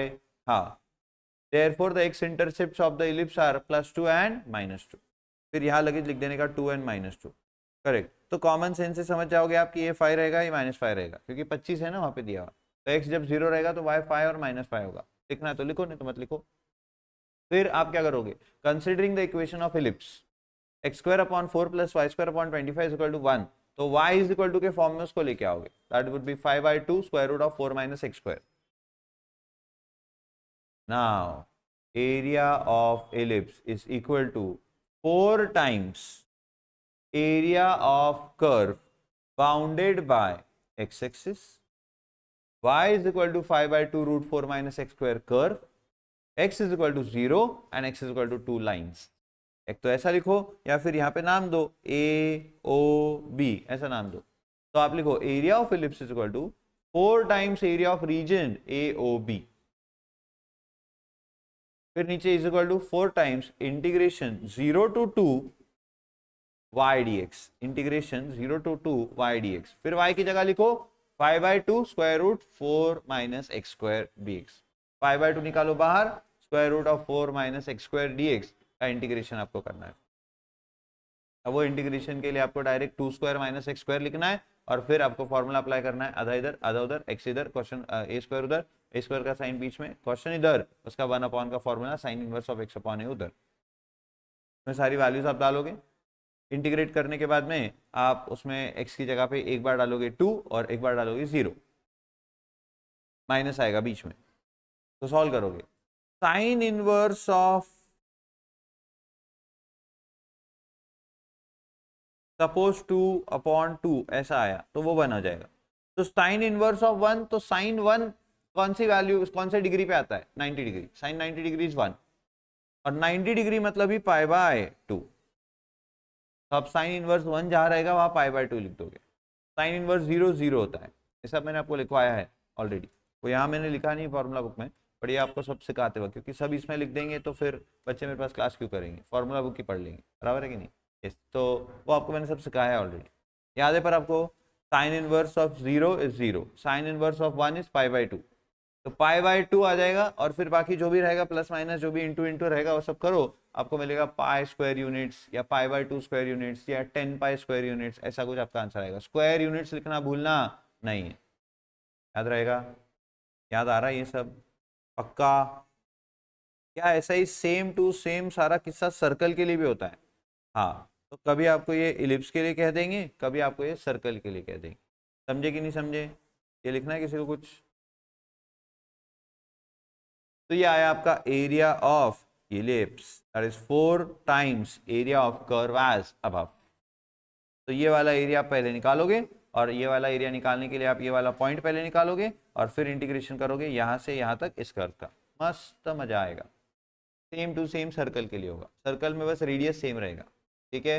यहाँ पे ellipse में ऐसा अलग है ऐसा अलग है, तो वो इलिप्स है।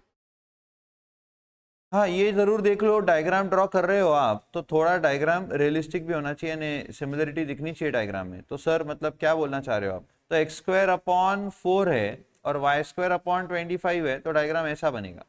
लेकिन x² / 25 है और y² / 4 है, तो डायग्राम ऐसा बनेगा। तो इतना सा दिमाग तो आपको लगाना पड़ेगा कि ऐसे में अभी 5 और ऐसे में 2। हेलो हेलो, हाँ, फिर 0 to 5 के लिए आप इंटीग्रेट करोगे इलिप्स का y = इक्वेशन को for 0 to 5 with x axis boundary, तो ये एरिया मिलेगा, इसको इंटू 4 टाइम्स करोगे आपको एरिया ऑफ इलिप्स मिलेगा। समझा ना क्या बोला मैंने? नहीं समझा? और ये फॉर्मूला भी लिख दिया मैंने यहाँ पर आपके लिए, √(a² - x² dx) क्या होगा। बट मैंने ये साइन इनवर्स के बारे में कुछ लिखा नहीं है, ठीक है। हेलो, अब बोलो कोई सवाल आपको चाहिए एप्लीकेशन ऑफ डेफिनेट इंटीग्रल से, तो कर देते सॉल्व। फास्ट बोल। डायग्राम निकालना कंपलसरी है क्या? डायग्राम निकालना कंपलसरी रहेगा जब इलिप्स, पैराबोला, सर्कल सा आपको क्वेश्चन आया है। जब आपको एरिया ऑफ इलिप्स निकालने बोला है, एरिया ऑफ पैराबोला निकालने बोला है bounded bye a line, and area of circle बोला है, तब आपने डायग्राम निकालना है। लेकिन जब आपने एरिया ऑफ कर्व बोला है bounded by 2 lines and x axis, then don't use any diagram, क्योंकि आपको पता नहीं वो कर्व का डायग्राम कैसा दिखेगा, वो कर्व कैसा भी हो सकता है। मैं तो आपको सिर्फ समझाने के लिए जनरली ऐसा ड्रॉ कर दिया करता था, बट हर कर्व ऐसा नहीं होता है, ठीक है ना। वो कर्व ऐसा भी हो सकता है, वो कर्व ऐसा भी हो सकता है। अब डायग्राम ड्रॉ करने से फायदा ये हो जाता है कि पता चल जाता है कि कौन सा एरिया ढूंढना है। तो एक क्वेश्चन बड़ा खतरनाक था उसमें, अगर आपको याद हो तो, वो मुझे किसी ने पूछा था, कोई बच्चे ने, मुझे याद आ रहा है ऐसा, मैं दिखाता हूँ वो क्वेश्चन अगर मुझे दिख जाए तो। किसने पूछा था वो क्वेश्चन मुझे?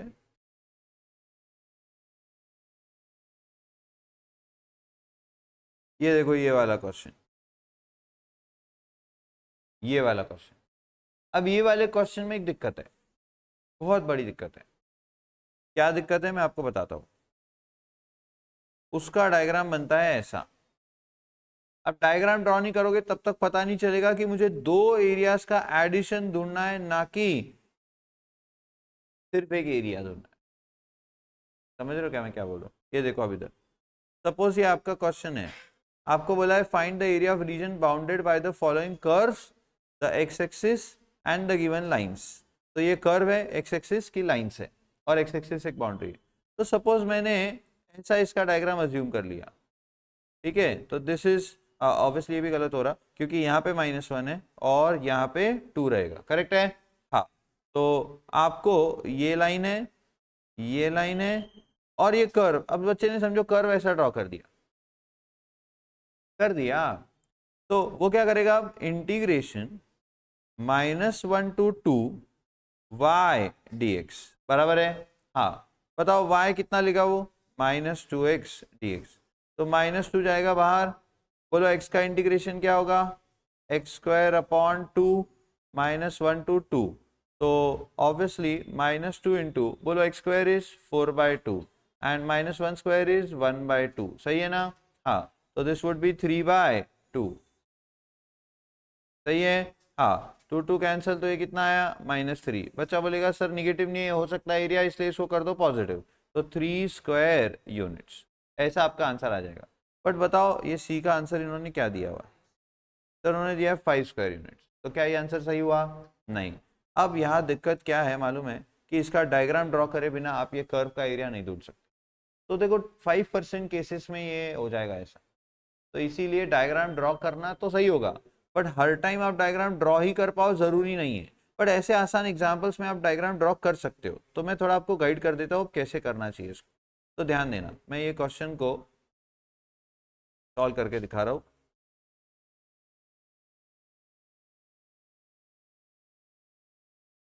आप ध्यान देंगे अच्छी से।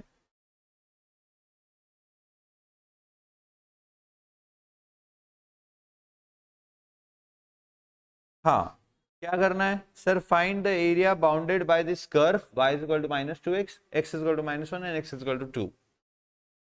Now unless and until I draw this curve, I cannot imagine ki what area I have to actually find. So I have to draw this curve. Now y is equal to -2x is not a curve like this. तो आपको अभी दिमाग में सोचना पड़ेगा कि curve का diagram कैसे आएगा। बड़ा आसान काम है। क्या करना? तो सर हमने लीनियर प्रोग्रामिंग प्रॉब्लम में लाइंस ड्रॉ की है। कैसे ड्रॉ करते हो आप कोई भी लाइन का इक्वेशन, कोई भी इक्वेशन से लाइन? सर हम उसके कोऑर्डिनेट्स निकालते, कोई भी दो कोऑर्डिनेट्स निकालते जोड़ देते, वो यहाँ करना है। तो बताओ x अगर 1 रहेगा तो y कितना रहेगा? -2। तो एक पॉइंट मुझे मिल गया 1 -2। x अगर 2 रहेगा तो y कितना रहेगा? -4। अच्छा, x अगर -1 रहेगा तो y कितना रहेगा? 2। x अगर -2 रहेगा तो y कितना रहेगा? 4। सही है क्या? एक मिनट। हेलो। हाँ, तो ये जो वैल्यूज हमें मिली है इनको आप प्लॉट करेंगे इधर। तो बताओ 1 -2, तो x पॉजिटिव y निगेटिव, क्या ये इधर आ जाएगा? x2 y -4, क्या ये इधर आ जाएगा? बोलो ना। हाँ हाँ। x -1 और y2 ये इधर आ जाएगा। हाँ। अरे, और x -2 y4 क्या ये इधर आ जाएगा? बोलो यस। हाँ। तो बेसिकली हमारा ये जो कर्व बन रहा है ना, ये कुछ ना कुछ ऐसा बन रहा है।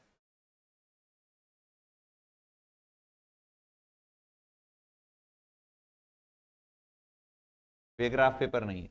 हाँ, तो ऐसा बन रहा है कुछ तो हमारा डायग्राम। आप समझ रहे हो मेरी बात? यस।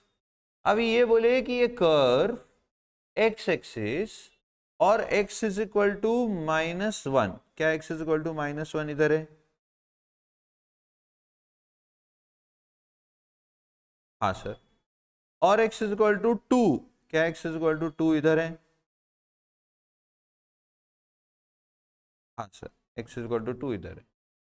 तो बोले ये कर्व, ये x इज इक्वल टू -1 और ये x इज इक्वल टू 2 से बाउंड होने वाले रीजन का एरिया ढूंढो।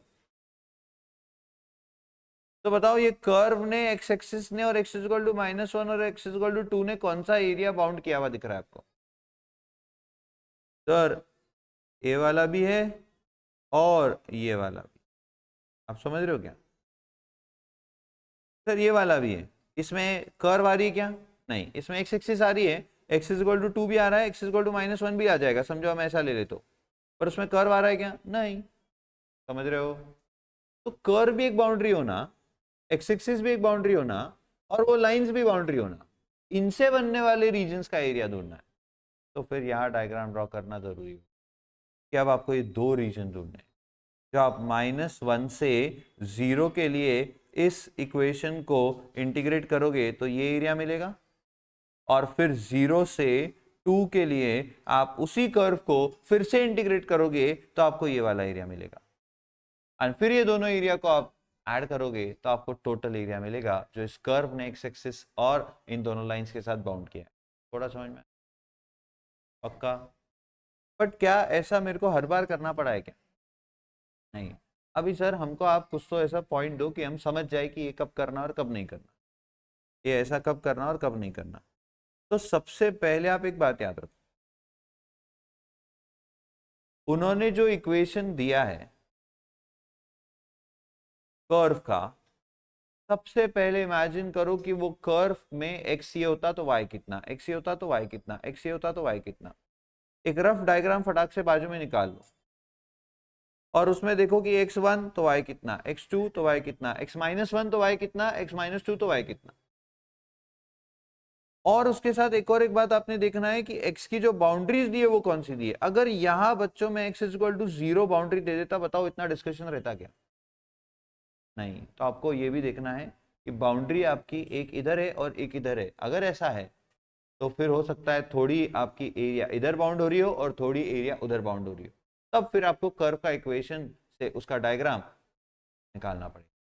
तो उसके लिए क्या करना वो भी मैंने बता दिया कि x के कोऑर्डिनेट से y क्या आ रहा, y के कोऑर्डिनेट या x के और दूसरे दूसरे कोऑर्डिनेट्स लो, उससे y निकालो दो दो, एंड फिर वो पॉइंट्स निकाल के उनको जोड़ दो।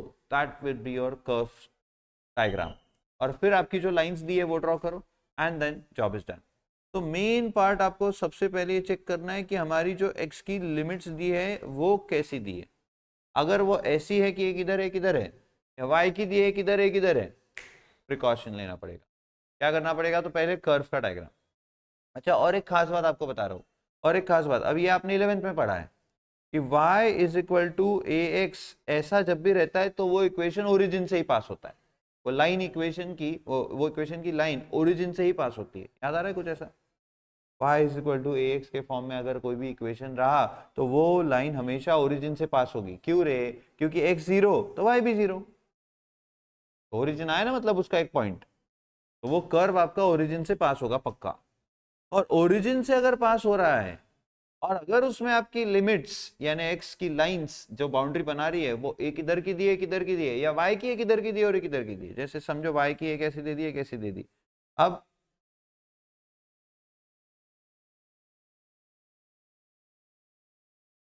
बताओ कौन सा एरिया ढूंढना पड़ेगा? सर ये वाला और ये वाला, समझ रहे हो क्या? इन दोनों को ऐड करना पड़ेगा ऐसा। तो आपने अब क्या समझ लिया? मतलब इससे क्या समझ में आ गया? सर पहले हम देखेंगे लिमिट्स कैसे दी है। अगर वो एक ही साइड की है कोई टेंशन नहीं है, फिर सीधा जो काम करते आए विदाउट डायग्राम कर दो, इंटीग्रेट वो कर्व का इक्वेशन फ्रॉम 0 टू 2, 1 टू 2। अगर यहाँ पे 1 टू 2 भी देते तो भी हम डायरेक्ट काम करते। अब समझ रहे हो मेरी बात?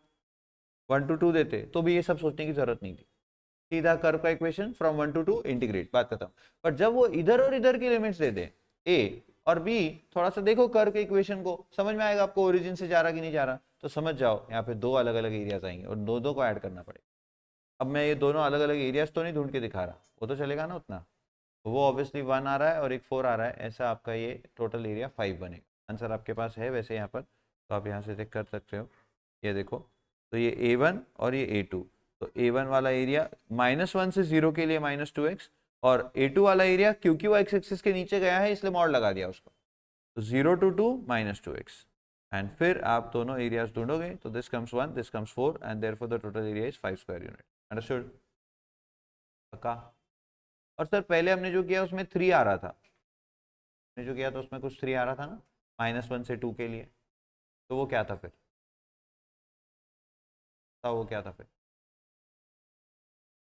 मैंने जो एकदम स्टार्ट में आपको करके दिखाया था, क्या मैंने डायरेक्ट ऐसा कर दिया था -1 से 2 के लिए और 3 कुछ आंसर मिला था हमको, है ना? तो वो हमने इंटीग्रेट किया था -1 से 2 के लिए -2x को, -2x को -2x को -1 से 3 के लिए इंटीग्रेट किया था, तो ऑब्वियसली कर्व ऐसा नहीं था, कर्व ऐसा था, बरोबर है? हाँ।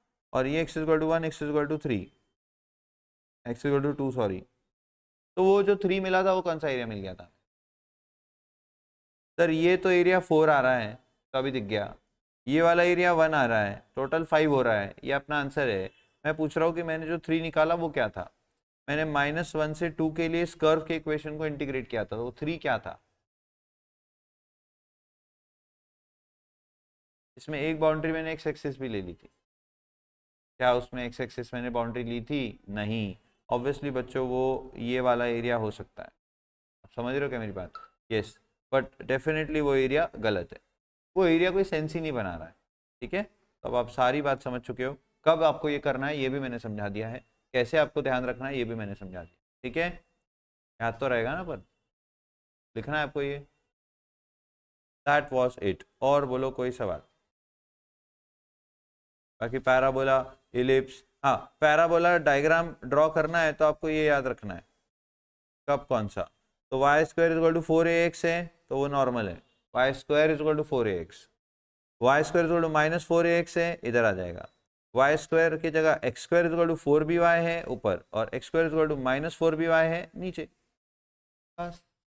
अच्छा sir, standard forms of ellipse, तो जब ए स्क्वायर आपका बड़ा है और बी स्क्वायर नंबर छोटा है तो ऐसा बनेगा, और जब ए स्क्वायर छोटा है और बी स्क्वायर बड़ा है तो इलिप्स ऐसा बनेगा, सिंपल। ये तो मैंने बता दिया आपको, करेक्ट। हाँ, ये वाला क्वेश्चन याद है क्या? दो कर्व्स के इंटरसेक्शन का एरिया ढूंढना था, तो आपको पहले क्या करना, ये वाले कर्व को x इक्वल टू ए से b के लिए इंटीग्रेट करोगे तो आपको ये पूरा एरिया मिलेगा, और फिर ये वाले कर्व को x इक्वल टू ए से b के लिए इंटीग्रेट करोगे, अरे, तो आपको ये वाला एरिया मिलेगा, और फिर वो वाले एरिया में से ये वाला एरिया माइनस करोगे तो ये वाला एरिया मिलेगा। ये क्या है सर, यहाँ देख रहे हो तो समझ में आ रहा है, दैट्स इट। ओके, सो मेरा काम हो चुका है, आपको कुछ सवाल पूछने हैं तो फटाफट पूछ लो।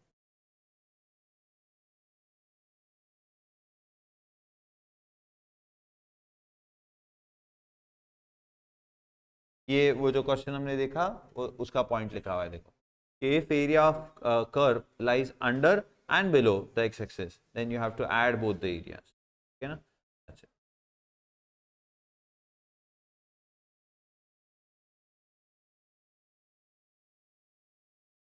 और ये होता है मेरा ये भी चैप्टर खत्म। कोई डाउट हो तो please ask.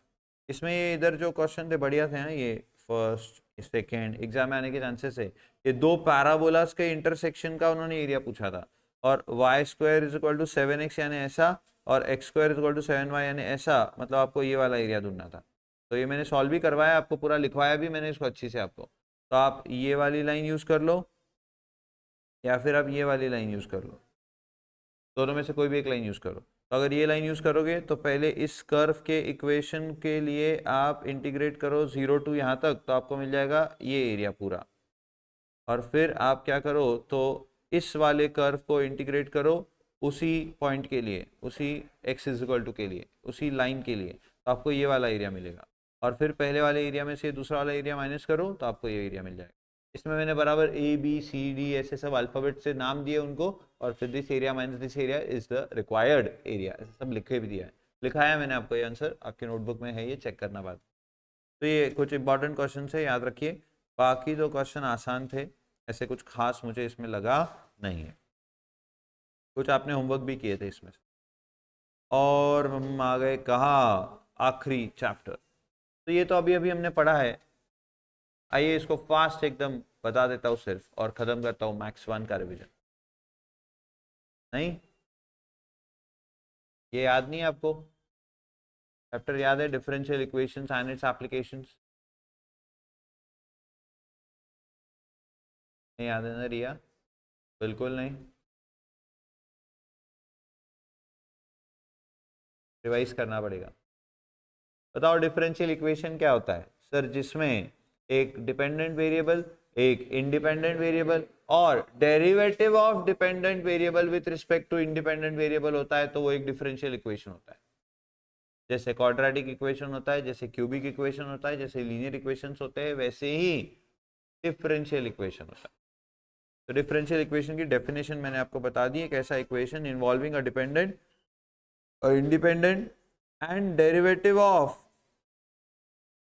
Dependent variable with respect to independent variable, उसे हम कहते हैं डिफरेंशियल इक्वेशन, करेक्ट है।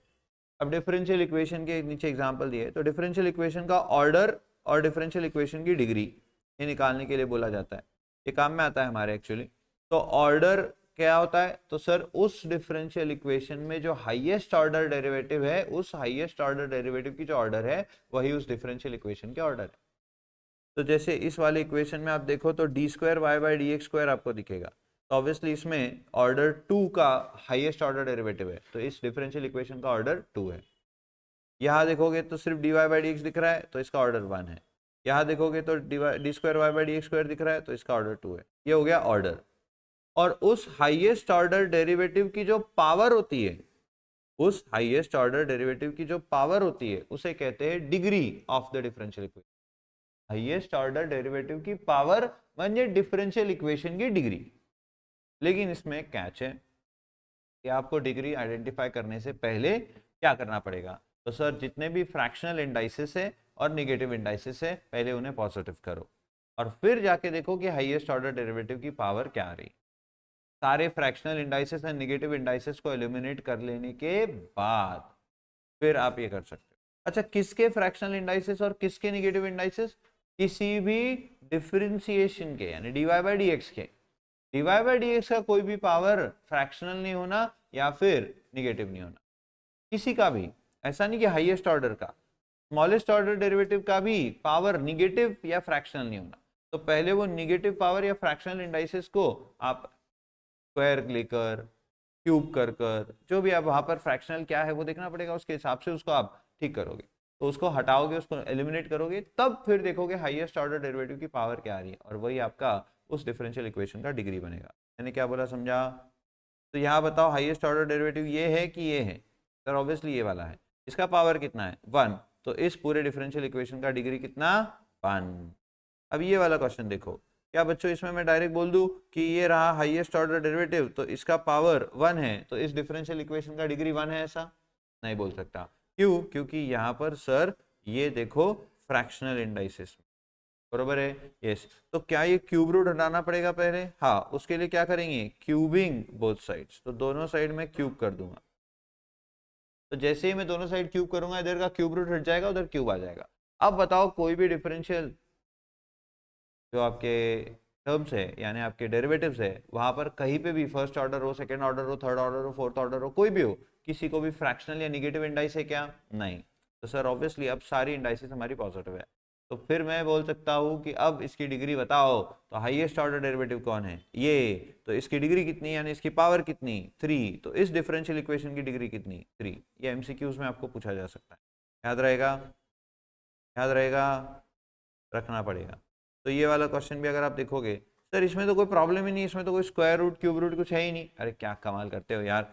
इस d y by d x का पावर क्या है? -1, क्योंकि ऊपर लाओगा तो -1 हो जाएगा ना। हाँ, तो अपॉन में लिखा है यानी निगेटिव इंडाइसिस है, इसको निगेटिव पावर है इसकी। तो पहले इस पावर को पॉजिटिव करना पड़ेगा। तो सर ये उधर मल्टीप्लाई कर दो। जैसे ही आप ये मल्टीप्लाई करोगे यहाँ पर, क्या ये इधर आके स्क्वायर हो जाएगा? हाँ, तो ऑब्वियसली ऐसा हो जाएगा। अब बताओ कोई भी आपको d y by d x का या d square y by d x square का कोई भी डेरिवेटिव का कहीं पर भी आपको पावर पावर नेगेटिव या फ्रैक्शनल दिख रहा है क्या? नहीं। क्या अब मैं इसकी डिग्री बता सकता हूँ? इस डिफरेंशियल इक्वेशन की डिग्री बता सकता हूँ? हाउ? तो बताओ इस डिफरेंशियल इक्वेशन की डिग्री क्या है? तो हाईएस्ट ऑर्डर डेरिवेटिव की पावर। हाईएस्ट ऑर्डर डेरिवेटिव क्या है इसमें? D y by d x. तो d y by d x की पावर कितनी? 2। बात खत्म। समझा? बोलो ना हाँ। Very good. तो ये तो मैंने अभी सिर्फ ऑर्डर और डिग्री बताई। अब solution of a differential equation. तो जैसे क्वाड्रेटिक इक्वेशन का सॉल्यूशन यानी x की 2 वैल्यूज, जैसे क्यूबिक इक्वेशन का सॉल्यूशन यानी x की 3 वैल्यूज, वैसे ही एक डिफरेंशियल इक्वेशन का सॉल्यूशन यानी एक ऐसा फंक्शन जिसका डेरिवेटिव और डिफरेंशियल इक्वेशन आता है। वापस बोलता हूँ, एक डिफरेंशियल इक्वेशन का सॉल्यूशन यानी क्या? तो एक डिफरेंशियल इक्वेशन का सॉल्यूशन यानी एक ऐसा फंक्शन जिसका डेरिवेटिव और डिफरेंशियल इक्वेशन आता है, यानी वो फंक्शन उस डिफरेंशियल इक्वेशन को सेटिस्फाई करता है। करेक्ट है। तो सर दो प्रकार के सॉल्यूशन होते हैं, एक जनरल एक पर्टिकुलर। जनरल सॉल्यूशन में क्या होगा कि ऑब्वियसली आपको कांस्टेंट ऑफ इंटीग्रेशन यानी सी दिखेगा। कोई तो कांस्टेंट रहेगा जिसकी वैल्यू नहीं रहेगी, वो कुछ भी हो सकता है, इसलिए वो जनरल हो जाएगा। और पर्टिकुलर यानी जब आप उस कांस्टेंट की वैल्यू ढूंढकर वो वापस से लिख दोगे सॉल्यूशन में, तो वो पर्टिकुलर सॉल्यूशन। क्या वो पर्टिकुलर हो गया? अब यही वैल्यू रहेगी, फिक्स है, दूसरी नहीं रहेगी। That is particular solution. तो सर ये जनरल सॉल्यूशन और पर्टिकुलर सॉल्यूशन ढूंढते कैसे है? तो इसमें आपको दो प्रकार के एग्जाम्पल आते हैं। एक जिसमें ढूंढना नहीं होता है, सिर्फ बोलते हैं कि ये हमने दे दिया फंक्शन, दिखाओ इस डिफरेंशियल इक्वेशन का यही सॉल्यूशन है। तो उसके लिए क्या करना, जैसे यहाँ एक एग्जांपल है, वेरीफाई करने बोला है कि ये डिफरेंशियल इक्वेशन का ये सॉल्यूशन है, ये फंक्शन उसका सॉल्यूशन है, ये चेक करो बोले। तो आपने देखना इसमें कितने डेरिवेटिव दिख रहे हैं आपको, तो सर इसका ऑर्डर देखना। इसका ऑर्डर क्या है? 2। तो आपको इस पर्टिकुलर फंक्शन को उतनी बार डिफरेंशिएट करना है। आप समझ रहे हो? हाँ। और सर इसको डिफरेंशिएट करने के बाद इससे d square y by d x square जो निकलेगा और d y by d x जो निकलेगा वो आपने इस डिफरेंशियल इक्वेशन में डाल के देखना है कि ये 2i ही आता है क्या सॉल्व करके। अगर 2i आ रहा है मतलब ये डिफरेंशियल इक्वेशन उस दिए हुए फंक्शंस के डेरिवेटिव निकालकर इसमें डालकर ये सेटिस्फाई हो रहा है। यानी बच्चों इस फंक्शन को, इस डिफरेंशियल इक्वेशन का सॉल्यूशन कहा जा सकता है। समझ में आता है? पक्का आता है? चलते हो आगे, बोलते क्या कुछ? चलो और आगे। तो हमने इस पर बहुत सारे एग्जाम्पल सॉल्व किए थे, अगर आपको याद हो तो। ये देखो इधर, ये ऊपर तो ऑर्डर डिग्री खेला था, और फिर यहाँ पर हमने ये सॉल्यूशन है क्या इस डिफरेंशियल इक्वेशन, ये सॉल्यूशन है क्या इस डिफरेंशियल इक्वेशन, ये चेक किया था।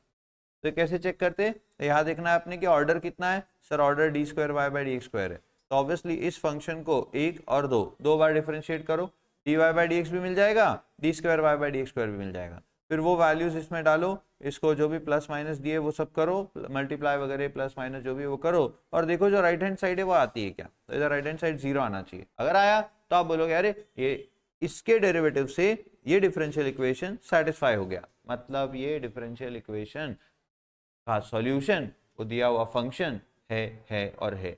इसे कहते हैं वेरीफाई करना। ये पहला एक टाइप ऑफ एग्जांपल हो गया। फिर आपको आता है फॉर्मेशन ऑफ डिफरेंशियल इक्वेशन, यानी आपको डिफरेंशियल इक्वेशन बना के दिखाने। तो मतलब आपको उसका सॉल्यूशन दिया हुआ रहेगा, सॉल्यूशन यानी एक फंक्शन। तो एक इक्वेशन या एक फंक्शन आपको दिया हुआ रहेगा जो किसी एक डिफरेंशियल इक्वेशन का सॉल्यूशन है। उस फंक्शन से आपको उसका डिफरेंशियल इक्वेशन ढूंढ के दिखाना है। अब डिफरेंशियल इक्वेशन में खास बात होती है कि कांस्टेंट्स नहीं होना, वहां पर सिर्फ क्या होना, डिफरेंशियल इक्वेशन में derivative of dependent variable with independent variable होना, डिपेंडेंट वेरिएबल होना और इंडिपेंडेंट वेरिएबल। करेक्ट है। तो सर हमको करना ये पड़ेगा कि जो भी आर्बिटरी कांस्टेंट्स आपको दिख रहे होंगे उन आर्बिटरी कांस्टेंट्स को एलिमिनेट करना होगा। इसमें से सर ऑब्वियसली वो जो फंक्शन दिया है जिससे एक डिफरेंशियल इक्वेशन फॉर्म करने बोला है।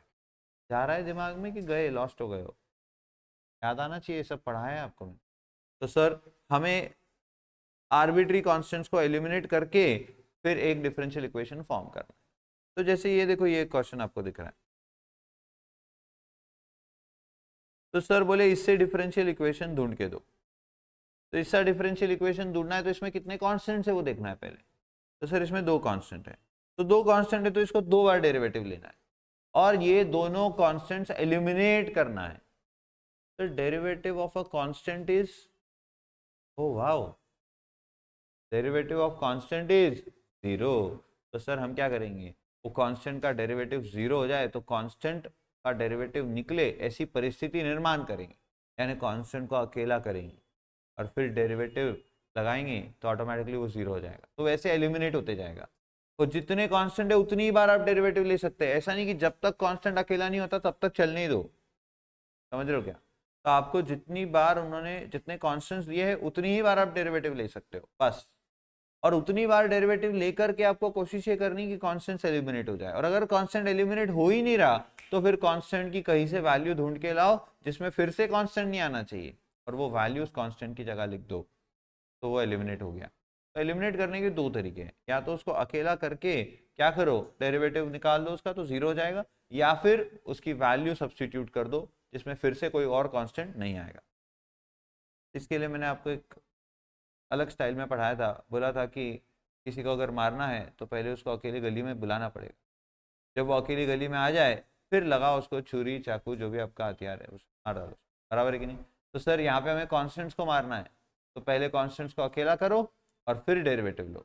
डेरिवेटिव आपका वो हथियार है जिससे आप उनको उड़ाने वाले हो, और कॉन्स्टेंट को अलग गली में लाना, इन्हें अकेला करना। अकेला करते से डेरिवेटिव लो, वो 0 हो जाएगा। इतना सिंपल है। ये याद रखोगे तो आपको फॉर्मेशन ऑफ डिफरेंशियल इक्वेशन में कोई दिक्कत नहीं आएगी। बराबर है? हाँ। क्या ये यहाँ पर आपको ये दिया हुआ है शायद,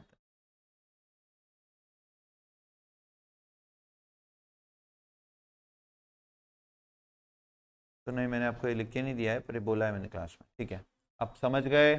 हाँ, याद आ रहा है ये सब? हाँ सर, अभी ये करना एक कला है, ये हर किसी के बस की बात नहीं है। ये एक बढ़िया क्वेश्चन था, इसको मैंने स्पेशल क्वेश्चन मार्क करके, इंपॉर्टेंट मार्क करके दिया था। क्योंकि इसमें ऑब्वियसली हम मैट्राइसिस का इस्तेमाल करते हैं, क्योंकि वो तीनों इक्वेशंस कंसिस्टेंट है, ऑब्वियसली उनके कोएफिशिएंट्स का मैट्राइसिस जो कोएफिशिएंट का डिटर्मिनेंट जो बनेगा उसका वैल्यू डेफिनेटली 0 आएगा। याद है आपको, हमने 11th में पढ़ा था डिटर्मिनेंट्स में कि 3 equations in 2 variables will be consistent if their determinant is equal to 0। अगर उसका डिटर्मिनेंट का वैल्यू 0 है तो वो प्रॉपर्टी यहाँ पर यूज़ की है। बट मुझे ऐसा याद आ रहा है कि मैंने आपको कुछ और भी तरीका इसके लिए दिखाया था, तो वो भी मैंने आपको लिख कर दिया हुआ है, आपने लिखा हुआ है वो, वहाँ से आपने देख लेना है।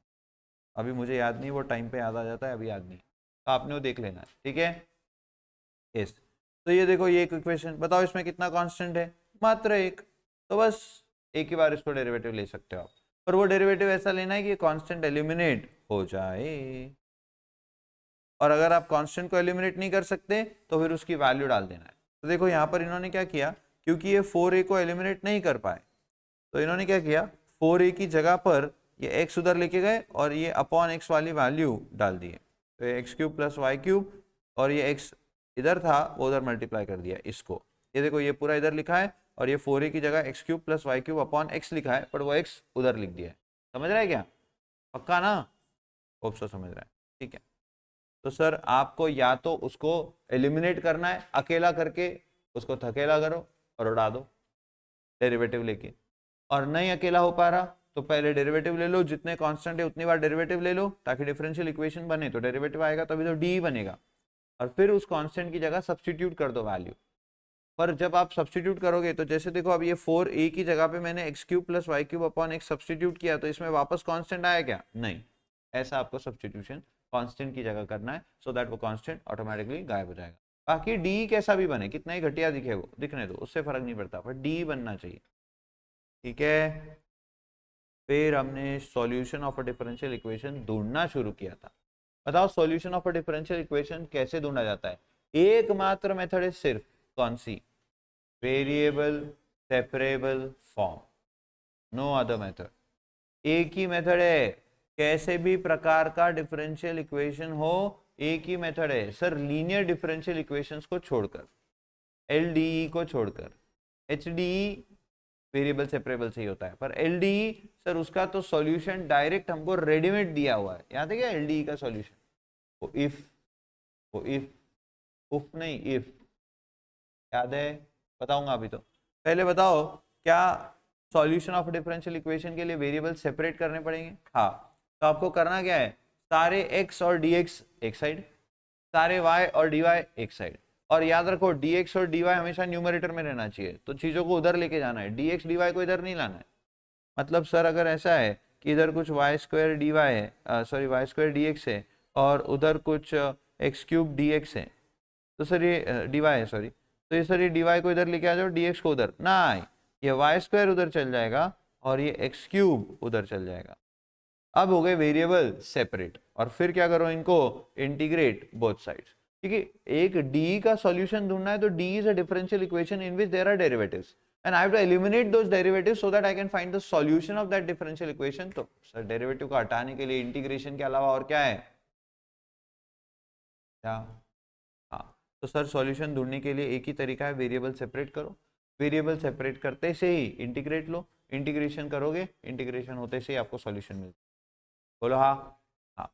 अभी इसमें जनरल सॉल्यूशन और पर्टिकुलर सॉल्यूशन, तो सर जनरल सॉल्यूशन यानी सी आएगा उसमें, क्योंकि इंटीग्रेट करोगे तो प्लस सी आएगा, बट आपको कभी कभी ये फिर क्वेश्चन में दे देते हैं कि इतनी वैल्यू x की है और इतनी वैल्यू y की है, तो वो x और y की वैल्यू से वो f ऑफ 0 f ऑफ -1 ऐसा भी कुछ आपको देंगे, तो उससे आप वो c ढूंढ सकते हो, तो पहले वो c ढूंढो, पर वो c आंसर नहीं है, वो c की वैल्यू फिर से उस सॉल्यूशन में लिखो, तो वो आपका पर्टिकुलर सॉल्यूशन बना, सब हमने किया हुआ है, देखोगे तो याद आ जाएगा, that is variable separable form. तो वेरिएबल्स को सेपरेट करो, x और y को, dx dy उनके उनके उनके साथ जाने चाहिए, और फिर इंटीग्रेट करो, आपको सॉल्यूशन मिल जाएगा। परंतु सर अगर कभी वेरिएबल सेपरेट नहीं हो रहे हैं तो फिर क्या करना, तो आपको जिसकी वजह से है प्रॉब्लम उसकी जगह कर देना है क्या, सब्स्टिट्यूशन। तो हमने इस पे कुछ 2 एग्जांपल भी सॉल्व किए थे, तो मेथड ऑफ सब्स्टिट्यूशन आपको यूज करना पड़ेगा। जैसे ही आप सब्स्टिट्यूशन करोगे, वो सब्स्टिट्यूशन से भी डेरिवेटिव निकाल के, क्योंकि आपने अब x और y की जगह t लाना है, तो आपको dt बाई डी एक्स भी लाना पड़ेगा dy बाई डी एक्स की जगह, यानी dy dt हो जाना चाहिए, बेसिकली ऐसा बोल रहा हूँ। करेक्ट। तो सर ये सब्स्टिट्यूशन जो प्लान करोगे उसका डिफरेंशिएशन भी करना पड़ेगा और वो डेरिवेटिव भी आपको वहाँ पे लाना पड़ेगा, और जैसे आप वो सब्स्टिट्यूशन उस डिफरेंशियल इक्वेशन में डालोगे जिसका सॉल्यूशन ढूंढना है, आप पाओगे कि अब वेरिएबल सेपरेट हो जाएगा। तो मेथड ऑफ सब्स्टिट्यूशन ये आपको सॉल्यूशन नहीं देती है डिफरेंशियल इक्वेशन का, मेथड ऑफ सब्स्टिट्यूशन आपको सक्षम बनाती है solution of a differential equation ढूंढने के लिए, मतलब वेरिएबल सेपरेबल फॉर्म में लाने के लिए। तो सब्स्टिट्यूशन ऐसा करो कि वेरिएबल सेपरेट हो पाए। तो पहले तो कोशिश ये करनी है कि देखो वेरिएबल सेपरेट हो रहे कि नहीं, अगर वेरिएबल सेपरेट नहीं हो रहे फिर क्या करना है, सब्स्टिट्यूशन देखना है।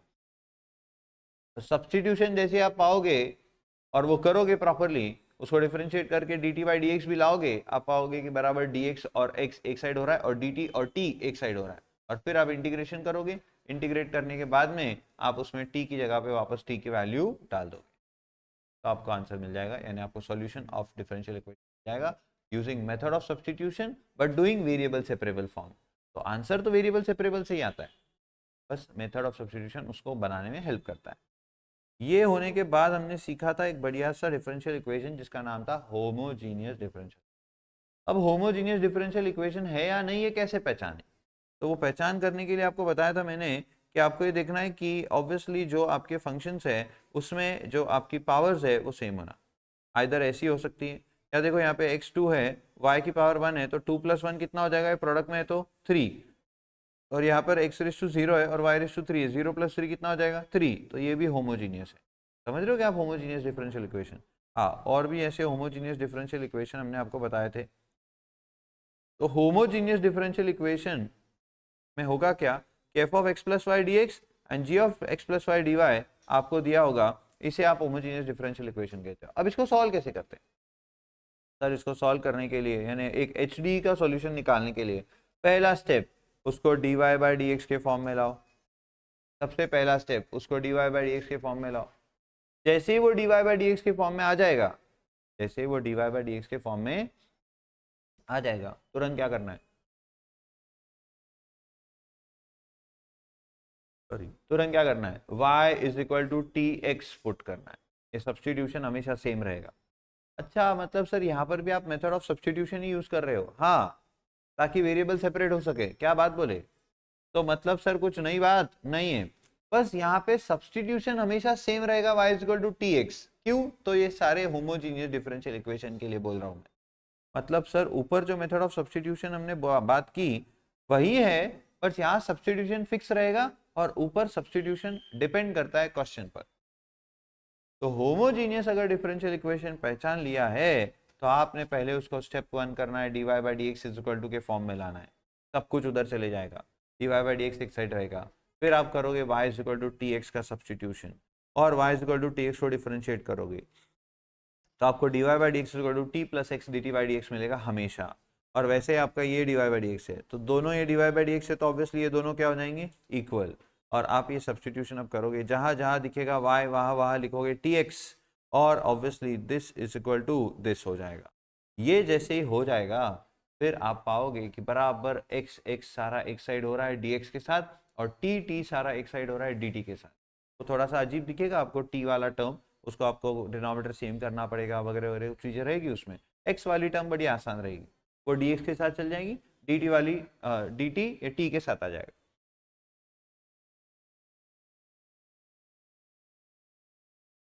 और जैसे ही फिर आप इंटीग्रेट करोगे बोथ साइड्स, आपको इधर t का इंटीग्रेशन dt के रिस्पेक्ट में निकालना है, इधर x का इंटीग्रेशन x के रिस्पेक्ट में निकालना है।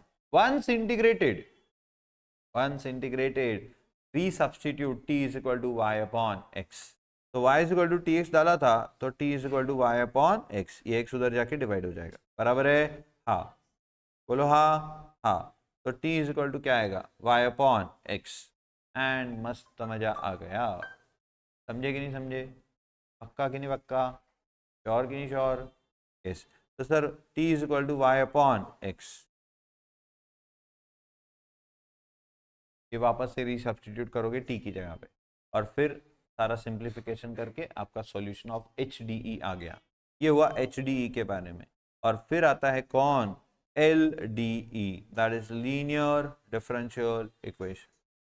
लीनियर डिफरेंशियल इक्वेशन दो टाइप के हो सकते हैं, एक तो dy by d x plus p y is equal to q, या फिर dx by d y plus p x is equal to q. इसमें खास बात है कि ये p और q कंपलसरी या तो x के फंक्शन होना या तो कांस्टेंट होना, और यहाँ पर अगर ऐसा आपका इक्वेशन है तो p और q कंपलसरी y के फंक्शन होना या तो कांस्टेंट होना।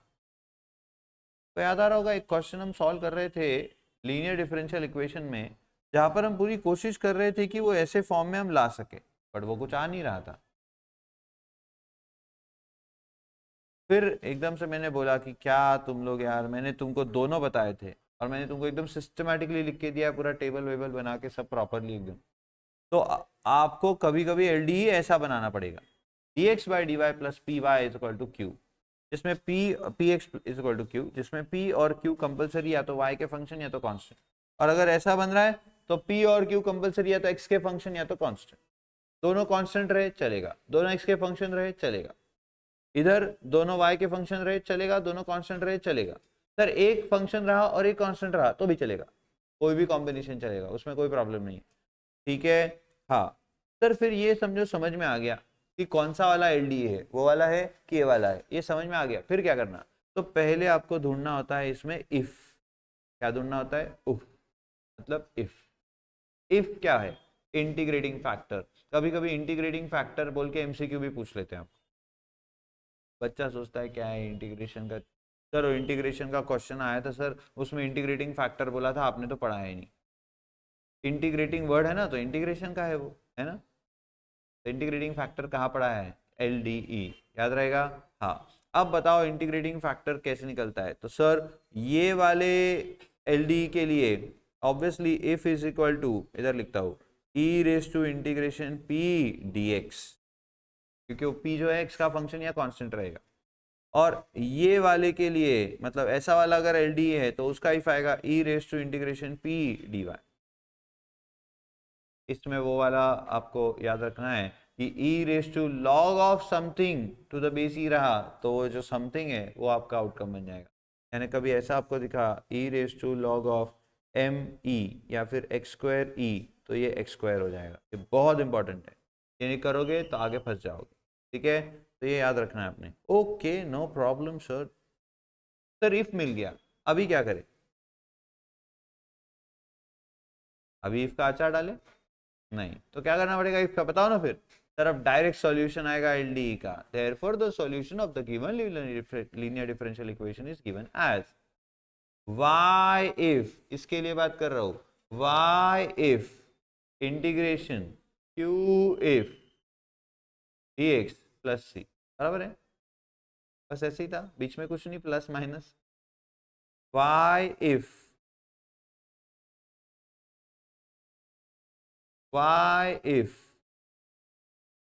Is equals to integration q if, मैंने इज इक्वल टू बोला नहीं पहले, तो आपने भी नहीं बोला।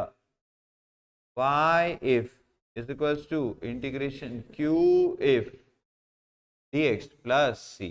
और अगर ये वाला फंक्शन है LDE है, ऐसा है, तो फिर डिफरेंशियल इक्वेशन ऐसा है तो y की जगह x if equal to integration q if dy plus c, याद रहेगा ना। सर डायरेक्ट सॉल्यूशन आएगा इसको सॉल्व करके। तो सब कुछ आपको लिखवा के दिया हुआ है मस्त भाई की, एकदम चकाचक आपकी नोटबुक में सब कुछ लिखा हुआ है। मैं आगे बढ़ना चाहता हूँ, और last but not the least maths 1 खत्म। बताओ उसमें हमने क्या सीखा था, application of definite integration, population growth और bacteria growth and radioactive decay या रेडिएशन, मतलब डिक्रीज इन द रेडिएशन और डिप्रिसिएशन।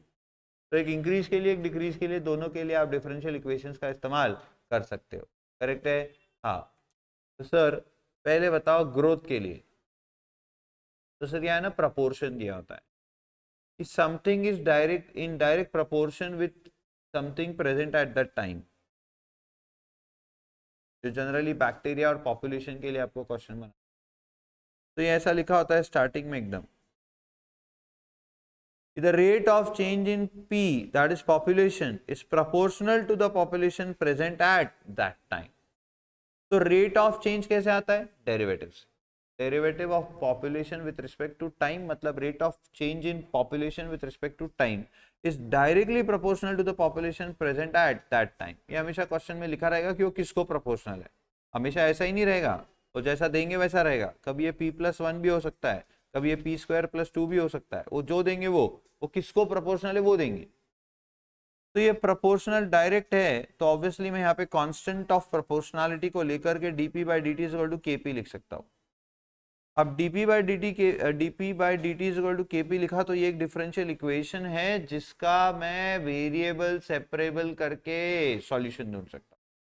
तो इसको वेरिएबल सेपरेट करेंगे तो p उधर जाएगा, dt उधर जाएगा, बरोबर। हाँ, तो dp/p यानी 1/p का integration with respect to p, and उधर k dt का इंटीग्रेशन, k कांस्टेंट बाहर, 1 का integration with respect to t।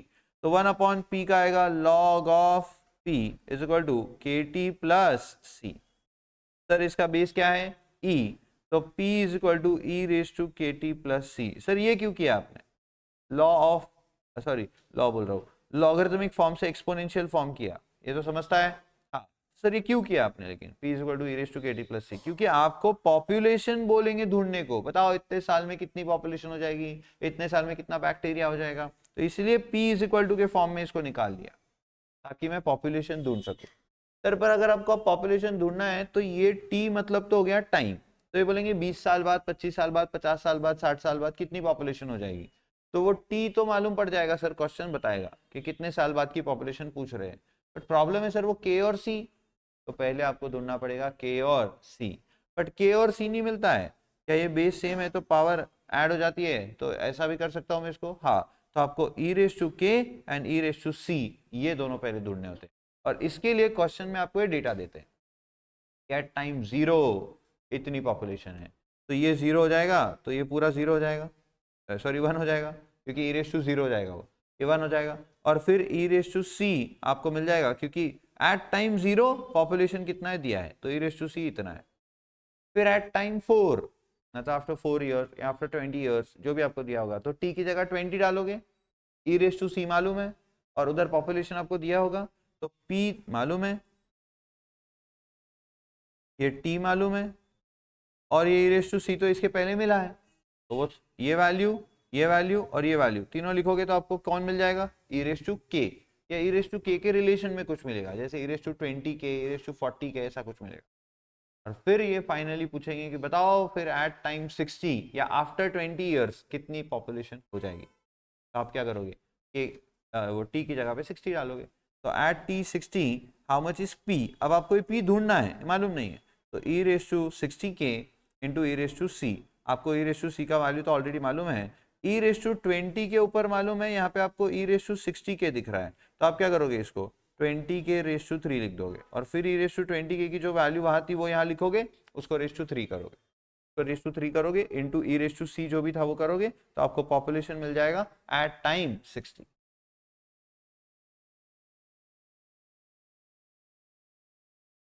बोलो ना, पक्का, श्योर। तो पहले ये हर क्वेश्चन एक जैसा रहेगा, बैक्टीरिया का हो या पॉपुलेशन का हो, हर क्वेश्चन सेम। पहले आपको ये पॉपुलेशन का रेट ऑफ चेंज या बैक्टीरिया का rate of change proportional to bacteria present at that time या population present at that time कुछ तो देंगे, तो आप इसको कांस्टेंट ऑफ प्रोपोर्शनलिटी डाल करके ऐसे कर दोगे। जैसे आप इसको ऐसे करोगे, वेरिएबल सेपरेट करोगे, जैसे आप वेरिएबल सेपरेट करोगे, इंटीग्रेट करोगे आपको मिलेगा log p is equal to k t plus c, इसका 1 का integration with respect to t आएगा, और फिर बेस ई लेकर आप p को लिख दोगे e raise to k t into e raise to c. यहाँ तक आप हर क्वेश्चन में सेम पहुंचोगे, ये कभी बैक्टीरिया के लिए रहेगा इक्वल टू, कभी पॉपुलेशन के लिए रहेगा। और फिर आपको क्वेश्चन में दिया हुआ रहेगा डेटा कि टाइम 0 पे इतना पॉपुलेशन है, टाइम 20 पे इतना पॉपुलेशन है, तो वो दो डेटा रहेगा कंपलसरी, उन दोनों का यूज करके ई रेज टू के और ई रेज टू सी, पहले ई रेज टू सी मिलेगा फिर ई रेज टू के मिलेगा। क्वेश्चंस आपको वापस देख लेने चाहिए, जो मैं बोल रहा हूँ वो याद आ जाएगा, एंड फिर ये दोनों का यूज करके कोई भी टी पे कितना पॉपुलेशन रहेगा आप बता सकते हो, फिर तो वो भी पूछेंगे आपको, तो आपको उतने टी पे कितना पॉपुलेशन, कितना बैक्टीरिया, ये बताते हैं। तो अगर प्रपोर्शन डायरेक्ट की जगह ये दे देते हैं कैसा, इनवर्स। अभी जो मैं आपको बता रहा हूँ क्या ये सब डायरेक्ट प्रपोर्शन है, हाँ। तो अगर इनवर्स प्रपोर्शन दे देते तो क्या होगा, तो इनवर्स प्रपोर्शन में आप क्या करोगे, 1/k लिखो, समझ रहा है। और सर अगर डिक्रीज बोला है तो डिक्रीज के लिए जब आप कांस्टेंट ऑफ प्रोपोर्शनैलिटी लोगे, ये 1/p या समझो रेडियो एक्टिव डीके तो 1/r, या वैल्यू ऑफ मशीन है तो 1/v, inverse proportion to the value of machine at that time तो 1/v इनवर्स प्रोपोर्शन की। और अगर इन्होंने कम होने के लिए बोला है तो आप क्या करोगे, माइनस साइन ले लो। आ रही क्या बात समझ में। तो प्रपोर्शन कौन सा है वो भी आपको देखना है, और उसके साथ कम हो रहा है कि बढ़ रहा है, तो पॉपुलेशन बैक्टीरिया बढ़ेगा तो आप पॉजिटिव कह लोगे, बट आपका इनवर्स प्रपोर्शन होगा तो ऑब्वियसली आपको वो निगेटिव कह लेंगे, समझे। का इनवर्स प्रपोर्शन नहीं यानी कम हो रहा है, रेडिएशन कम हो रहा है, या फिर आपका और कौन सा था, एक मशीन का वो वैल्यू डिप्रिशिएट हो रहा है, तो उसके केस में कम हो रही है ना वैल्यू, तो कम हो रही तो कांस्टेंट ऑफ प्रोपोर्शनैलिटी निगेटिव लिया जाएगा। आई थिंक ये मैंने आपको फॉर्मूला बुक में लिख के दिया हुआ है।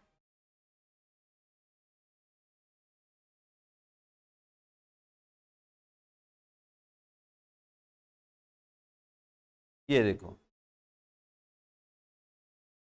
where k is constant of proportionality and k is not equal to 0, the negative sign appears because x is inversely proportional to time t, x decreases at time t as time t increases। तो जैसे x कम हो रहा है, जैसे time बढ़ रहा है वैसे x कम हो रहा है, तब जैसे टाइम बढ़ रहा है वैसे वैसे आपका वो रेडियो एक्टिव डी के कम होते जा रहा है, तो ऑब्वियसली आपको जो कांस्टेंट ऑफ प्रोपोर्शनलिटी है वो निगेटिव लेना है।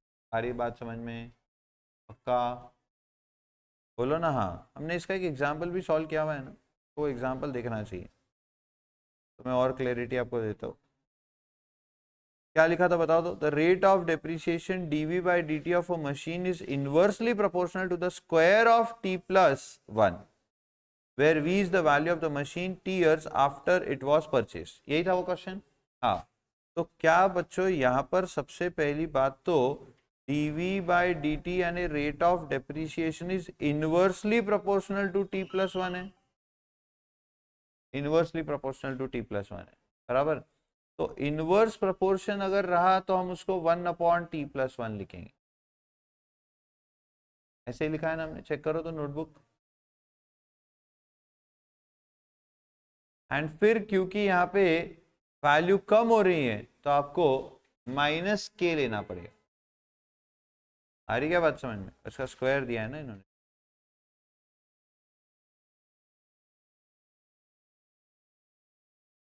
आ रहा है याद, नोटबुक में जाके आपको दिख। तो इनवर्स प्रोपोर्शन के लिए पहले 1/t+1 और फिर ये कम हो रहा है इसलिए ये निगेटिव साइन। तो यहाँ फॉर्मूला बुक में है ना, ये शॉर्टकट में लिख दिया है, negative sign appears because x is inversely proportional to time t, x decreases as time t increases. तो बेसिकली ये मुझे ऐसा लिखना था कि negative sign appears as x is decreasing, and if x is increasing तो k पॉजिटिव रहेगा, ठीक है। और इनवर्स प्रोपोर्शन के लिए आपको 1/x लेना पड़ेगा, और डायरेक्ट प्रोपोर्शन के लिए सिर्फ x लेना।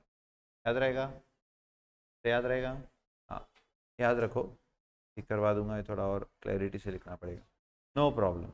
And that is the end of mathematics 1। अच्छा, इसमें कोई डाउट? हाँ,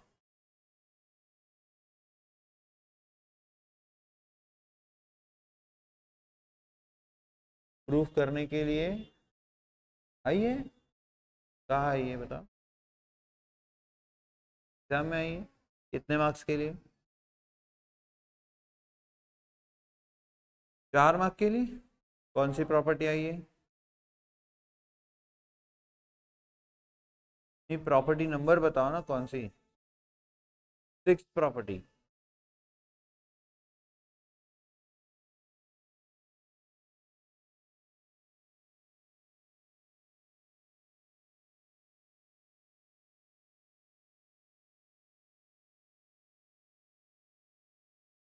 ये प्रॉपर्टी प्रूफ करने के लिए आई है। तो अब देखो, अगर ये प्रूफ करने के लिए आ जाती है तो क्या करना,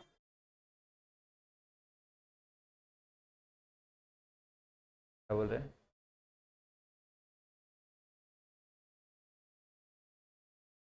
एक लाइन में प्रूव हो गई,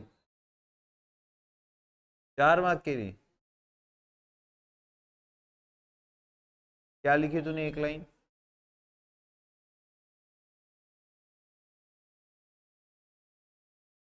ऐसे नहीं करना है। देखो, प्रॉपर्टी को प्रूफ करना पूछना तो मुझे थोड़ा ऑड लग रहा है, बट अगर ये पूछे है आपको तो अब वो कौन सी प्रॉपर्टी पूछ रहे हैं उसके हिसाब से प्रूफ रहेगा। वैसे प्रूफ आपके सिलेबस का पार्ट नहीं है कि हमको कोई भी प्रॉपर्टी का प्रूफ दिया नहीं, बट फिर भी अगर आपको प्रूफ करना है तो आपको इसमें यूज करना पड़ेगा क्या। तो अब ये integration of F of x d x है, तो मुझे कोई तो एक एफ ऑफ एक्स यहाँ पे मानना पड़ेगा, एफ ऑफ एक्स एक फंक्शन लेना पड़ेगा। तो एफ ऑफ एक्स में एक फंक्शन लूंगा, let it be any function, कोई भी फंक्शन। फिर वो 0 टू a के लिए इंटीग्रेट करेंगे, उसको 1 नंबर देके लिख के रख देंगे। फिर सेम फंक्शन में F of a minus x ढूंढेंगे पहले। तो F of a minus x कैसे ढूंढते हैं, ये 11th में सीखा था। तो x की जगह आप a माइनस एक्स लिखोगे, और वो फंक्शन x की जगह a माइनस एक्स लिख के जो आ रहा है वो लोगे। फिर उसका वापस इंटीग्रेट करोगे 0 टू a, और वो 2 होगा। And from 1 and 2 we can say that f of x from 0 to a is equal to f of a minus x for 0 to a। मैंने क्या बोला आपको, समझा मैंने क्या बोला? यानी आपको एक कोई तो फंक्शन लेट करना पड़ेगा, फिर उस फंक्शन का इंटीग्रेशन करोगे इधर, फिर उसमें x की जगह लिख दोगे a माइनस एक्स, फिर वापस वो नया आया फंक्शन का इंटीग्रेशन करोगे इधर, और ये दोनों सेम आना चाहिए। तो ये प्रॉपर्टी सही है, मतलब left hand side is equal to right hand side. ऐसे ऐसे प्रूफ लिखना आया तो, पर आने के चांसेस मुझे निग्लिजिबल लगते हैं। कब पूछा है, कौन से पेपर में पूछा है? अच्छा, प्रीलिम्स में पूछा था, बोर्ड्स में नहीं आया।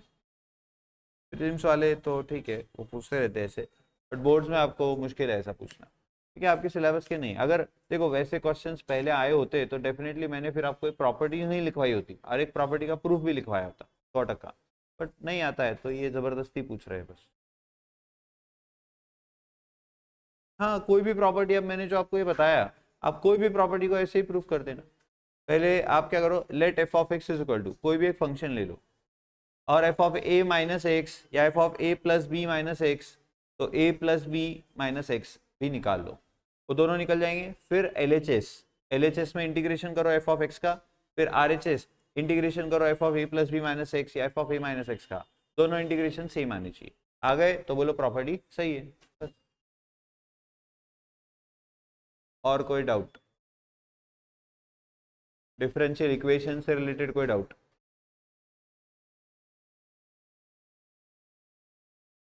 तो डिफरेंशियल इक्वेशन तो मैंने आपको काफ़ी बार बोल दिया ऑलरेडी, यूट्यूब पर सारे लेक्चर्स है, तो आप कभी भी वो जाकर फिर देख सकते हो। कोई भी पार्ट आपको देखना है तो बराबर ढूंढ लो, डेट वाइज देख लो, डेट वाइज मैंने लेक्चर रखे हुए उसमें, तो आप डेट वाइज देख लो कि कब क्या सिखा रहे होंगे, उस हिसाब से आप जाके वो कोई भी क्वेश्चन हो, कुछ भी कॉन्सेप्ट हो, जाके आप फिर से देख सकते हो, ठीक है ना। अभी फिलहाल कोई और डाउट है मैक्स 1 में? नहीं। That's it for today.